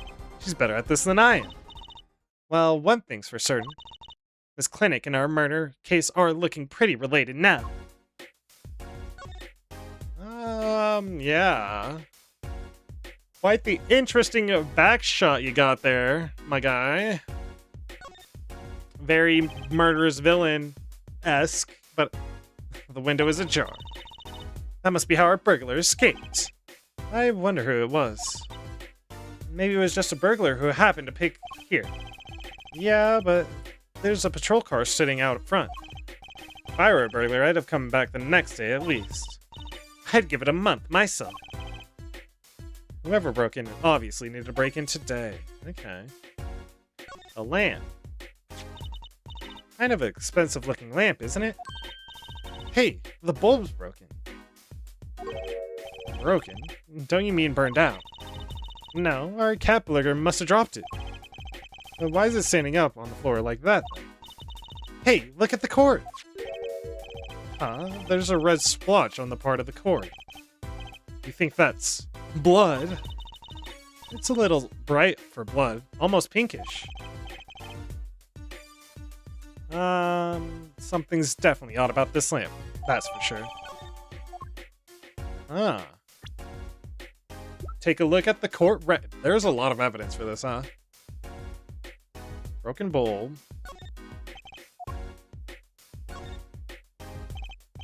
Bulb is broken. Oh, how is it broken? Don't touch that. You'll cut yourself. Ah! Yeah, fool me once, shame on me. Fool me twice. My finger. You're bleeding. Let me see that. Wait. Magic blood, teehee. Gotcha. Please don't do that again. I have enough to worry about without my coworkers injuring themselves on the evidence. I think that's it with... Nothing about that. Ah, lipstick, huh? This cord runs on the lamp. It has a red stain on it. Huh. Gotta wonder what left that stain. Oh, wait, I know. Maybe they left it there by a red marker. Like they were trying to write their name and slipped. Why would anyone write their name on a lamp cord? I used to write my name on my magic ropes. That was lipstick.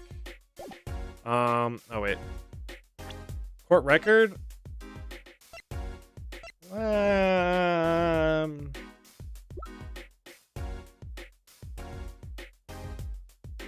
Honestly, maybe him, huh? It could be a hostage situation, though. I don't know. Indeterminable. Whoa, what are those? The wall is covered with beakers. Ah! Someone's moving inside that one. You look. Apollo. Hey, look for yourself. You can't. Oh. It's a goldfish. Wow, they're all fish. So many kinds. Whoever designed this has a sixth sense of humor.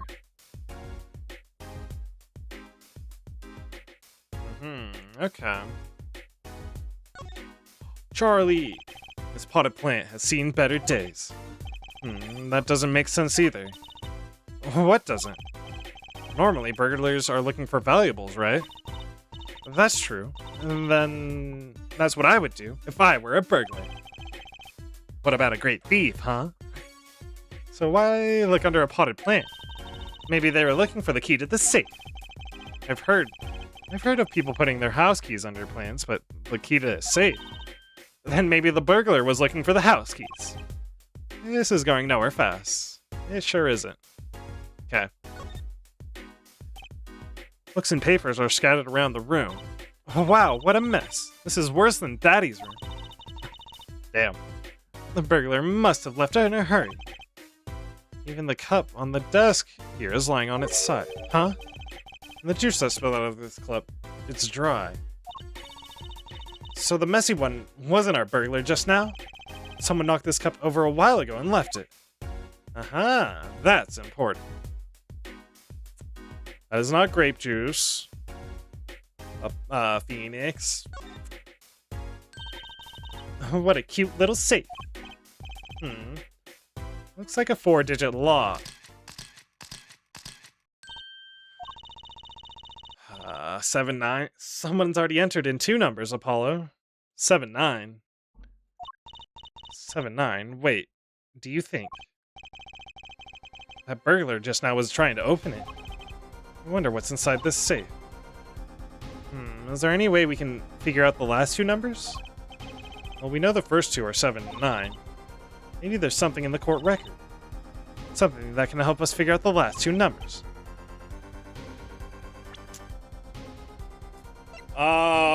Who? I don't know. The last 2 numbers.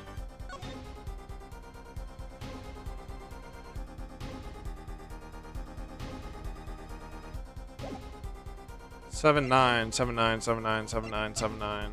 mean, maybe, but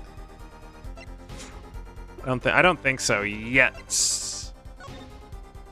I don't think so yet. I can see an 8, Mr. Salty, being like an 8 something.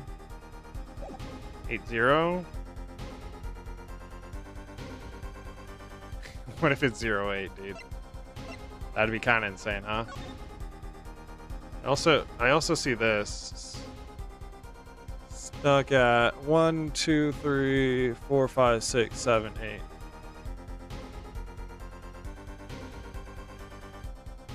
Wait.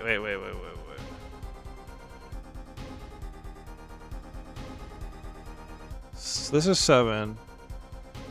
4. Wait. 1, 2, 3, 4, 5, 6. 7, 8, 9. 9:30 is on that time. Okay. I don't think we have anything. I could try all the evidence, but I don't think we have like a specific number. Unless that's a number.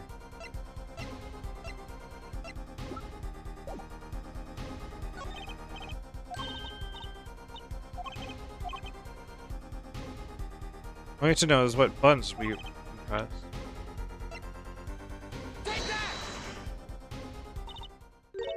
I'm not sure how that's going to help us. Neither am I, come to think of it. I think there was something we could figure. If only there was something that could finger which buttons had been pressed. Yeah. I think I can actually get it. Fingerprint. Ba ba ba ba. There's no toe prints, but there's fingerprints. Haha. I got just the thing.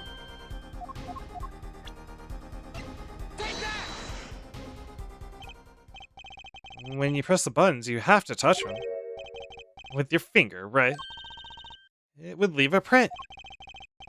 When you open a safe, you don't press any buttons, but the right ones, right? So if we can find the button with the fingerprints, we'll have the safe code. Not bad, Apollo. Give me all of them.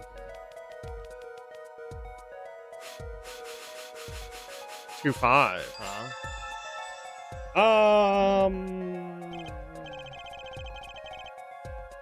Look, you can see the oily fingers residue clearly.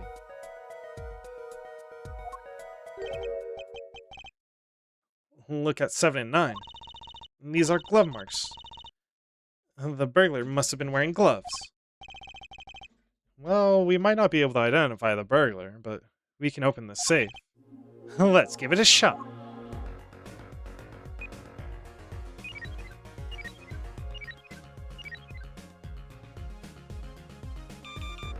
Code incorrect. This is assuming they were correct, too. We'll see, I guess. It might not even be that, though. Code confirmed. Just got it. A bullet hole. A bullet hole. There's our second bullet. Opens. The lucky cat. I think there's two things. We'll do the paper last. This looks like a bullet hole. Huh. You can still see the bullet sticking out of it. Why is it in the middle of a safe? Hey, the bullet came out. The tip is all squished. Not surprising given that it was fired into a metal safe. This bullet's got a story behind it, that's for sure.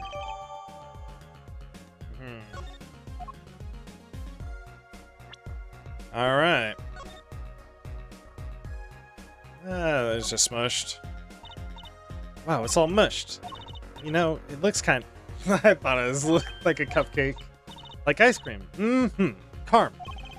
You certainly have an active imagination, Trucy. The papers. Probably relating to Eldoon and the clinic. This looks like a medical chart. There's an x-ray. There's an x-ray in here with it. An x-ray? Can't make heads or tails of it. And I can't read the chart either. It's all in medical speak.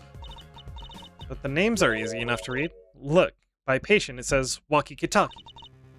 So this is Walkie, our client's chart, huh? Why would this one chart be here in this safe? Let's see, the physician's signature says Paul Meritus. What is it, Apollo? Look, here where it says who filled the chart. Let's see. Nurse Alita Tiala. Alita Tialita is Walkie's fiancée. That's one Ida too many, Apollo Lo. Never mind that. What's her name doing here? How should I know? Though, I guess it means she's on staff at this clinic. Odd that she neglected to mention this before now. I'm sure she had her reasons. So Lita Tiala worked at Meritus Clinic, and she has access to Walkie-Kitaki's medical chart. You got the I and a Y wrong, Apollo. I'd be very interested to find out what this chart says. Who could help us decipher this? I think that's all we're gonna get at the clinic. Meritus Clinic. Nothing to see here, officer. I definitely didn't take anything, you know?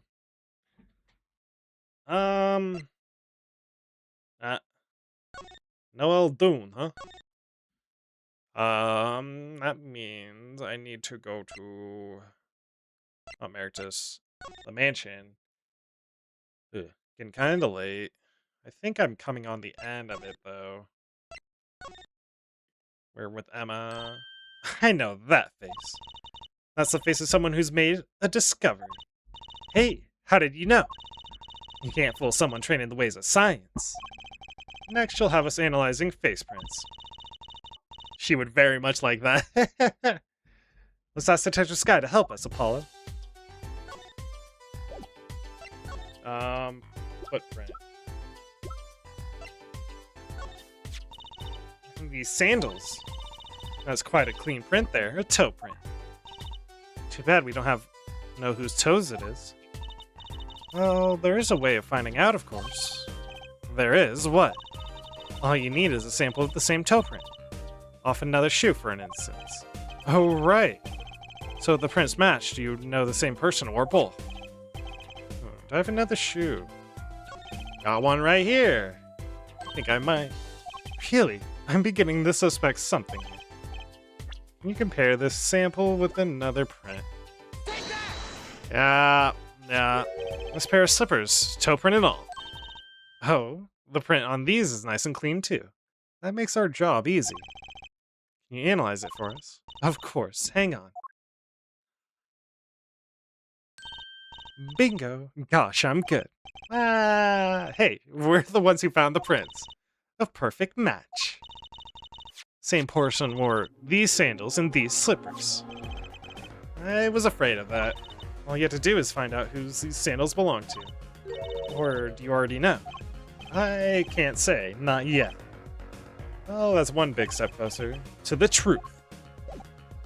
It sure is, huh? It sure is. Eldoon should be back now. No! Right agency?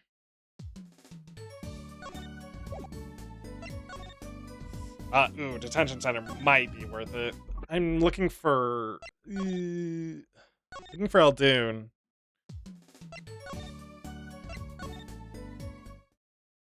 But we can do this. Don't cry, Angel. Daddy's back. And Daddy's? Oh, you again. Do you always have to announce your entrances like that? Man, my old man, man. Now I'm all in a funk, and it's all his fault, eh? One can only assume that his father tried to teach him a lesson and failed clearly. You two got your work cut out for you, straight up, eh? Of course, I don't care if you lock me up. I'm ready to go. Some days I wonder... Yeah, fuck, dude, I knew it. And I already know her tell, too. I wonder why I do what I do.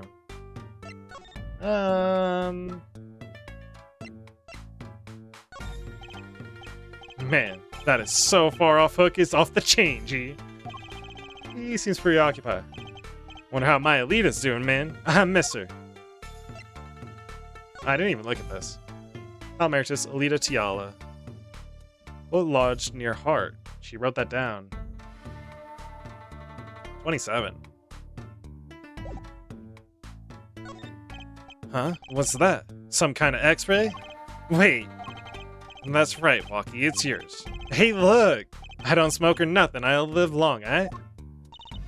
I don't think he gets it, Apollo. Take a closer look here, in particular. Where it says nurse, it's signed Alita Tiala. Huh? You lawyers do your homework? Alright, I can dig it. So you met Miss Tiala when you... Yeah, I met her at the clinic, so... I see where this is heading. You tell us a bit about the circumstances of your meeting. Fine, I'll tell you how we met if you really want to know that bad. Thank you. Whoa. Hey man, you won't see me bugging about one or two guilty charges, alright? But what if you're found guilty of murder? Hey, it's all experience, you feel me, shorty? Like a badge of honor, right? They don't give the death penalty, do they? Right? You didn't really do it, did you? What?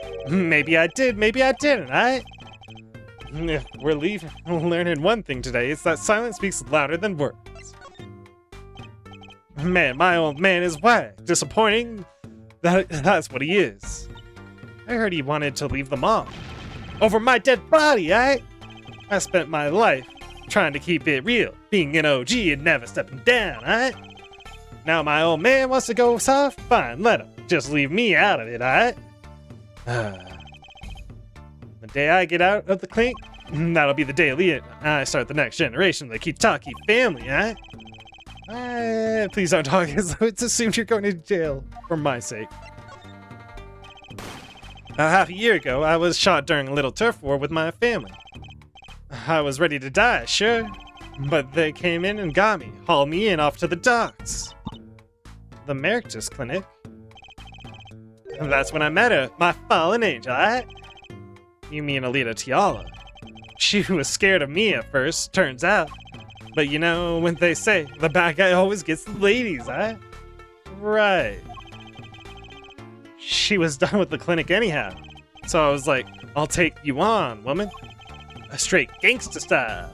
Guess what she said? What did she say? Come on, give it some thought. She said it real quiet like, on the down low. Know what I'm saying? I'll leave. If you'll marry me. So that was the proposal. You know it, an oath of love, right there in that hospital room. Just like that, the OP was done.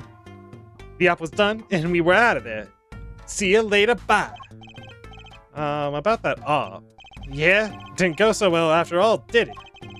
I know about the report. I know it's still in me. This health checkup was the boss's idea, you said. Yeah? Can you imagine? What's the point of living a healthy life when you're a G? You know what I'm saying, eh? But didn't you learn about the boy at that checkup? Yeah. That's when I knew that doctor had to pay, eh? Figured I could get that cat pulled after I got my revenge. And hey, I'm still living large now, ain't I? Incidentally, have you ever had a health checkup before?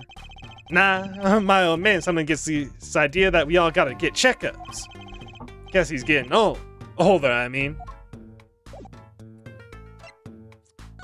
Where do we go now? I think that was all I wanted to talk about, right? I think I have a distinct feeling of who... Oh, wait. Walkie, you don't happen to recognize these, do you? Hey, sure I do. I was the one who bought them for her. For Miss Tiala. Yeah, a birthday present. She got mad little feet, mad. So cute, man. I can respect it, man. He's in love, but, she may or may not be up to some shit. So these sandals are hers. Yeah, I kinda had a feeling. What's up with the funky vibes, yo?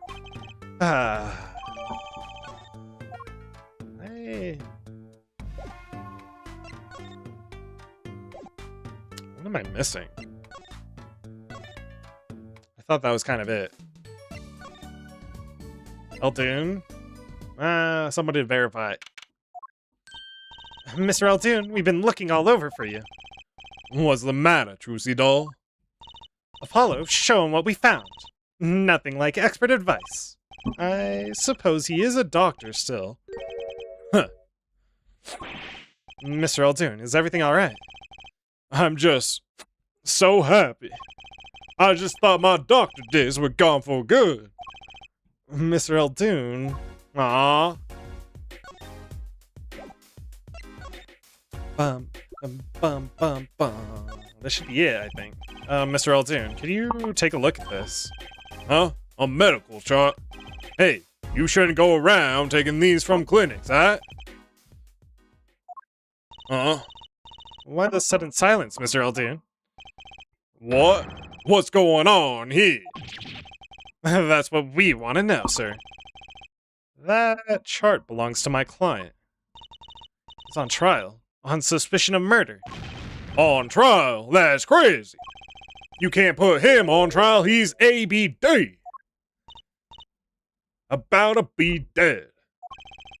All but dead. He's knocking on pearly gates, and someone's about to answer. And you tell us why. Huh.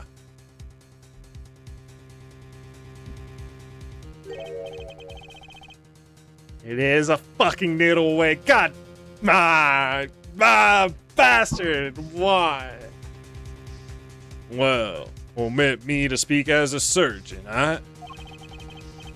You listen up good now, son. No way. It's like he's a completely different person. Oh, is that it? Mr. Eldoon, Think we got time for that? Well, we don't. You see me without my bowl on? You're looking at a man who means business. So stop being around the bush and get cut. now hear what he has to say. Walkie's chart. Well, according to this chart, this walkie-talkie fella not doing so well. He's got a bullet right upside his heart. That's right. Yeah, but this chart talks about the post-op. In other words, the operation is already finished. But you can still see the bullet stuck in there. Why would it still be in there after the operation to remove it? Well, the only reason I can think of is it was too tricky to operate on. What? That bullet's snug as a bug there next to the aorta, which is connected to the heart. Hey, that scrap of metal is just surrounded by blood vessels. Kind of a miracle. 2 millimeters to either side, and there'd be some serious bleeding going on in there. Nothing something your average doc be eager to fiddle with. You mean? Took a miracle to get that bullet stuck where it is. Take more than a miracle to get it out. It'd take a magician. I'm only up to making rabbits disappear. I haven't learned bullets yet, okay? Of course, the heart pumping and lungs working. That bullet's on the move. I give him another half year tops. But Walkie's operation was already a half a year ago. That's why I'm saying you're out of time. This kid shouldn't be on trial. He should be on the operating table. Great. Just great. Emeritus dilemma. How can Dr. Emeritus do such a terrible thing? How could he just leave that bullet in there? I got a pretty good idea how he felt. An emergency operation? He's got the kid's chest open on the table. Then he finds that bullet. That's despair right there, truth it all. Cold, hard despair. Despair? The only thing he could do is sew the boy back up. Wasn't exactly in a situation to go admitting he couldn't take it out. The Kitakis? You bet. This kid's their only son, I hear. So he skips the operation, and Walkie's back on the street living his life. Of course, it's only a matter of time before his heart hemorrhages and he drops cold, huh? How awful. And which doctor would they take him to? Emeritus. He's got enough ties to them. He could probably cover up the truth of what happened. That's just horrible. He left Walkie to die. There's a darkness in this world, Trucidal, waiting hungry. Compared to it, these gangs' tough wars are like kid games. When you're up against real evil, well, it don't matter if you're weak or strong. It'll take you all the same. You were a surgeon, right, Mr. Eldoon? You could operate on Walkie, couldn't you? I wish. What? I'm afraid there ain't nobody in the country that could. Maybe not even in the world. So Walkie... He's real lucky to be alive even now. No. There's one problem. Apollo. This chart. Look at the nurse section.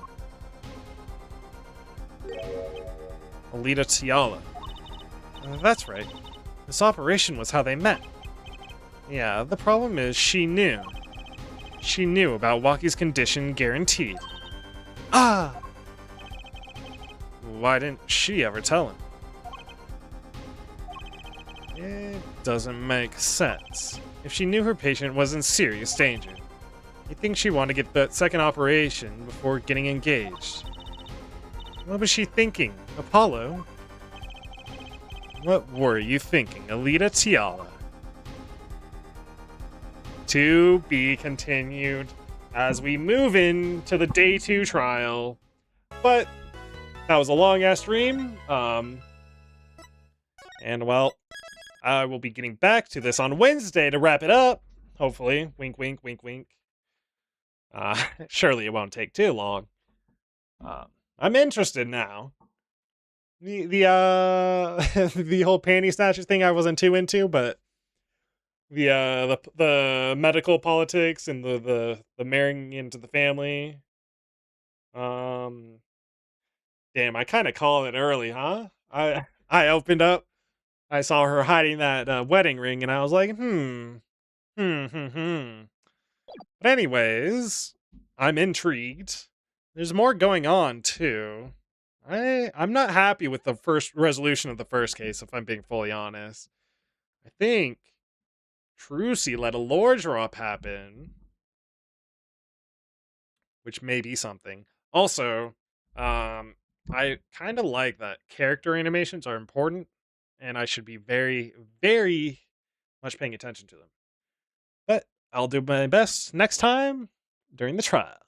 Have a good one, guys. I'm Azrren. I'll be back on Wednesday for more Ace Attorney, and peace. Tomorrow will be actually Pragmata again, so if you want to watch that, feel free to drop by. Else, Ace Attorney on Wednesday. Peace.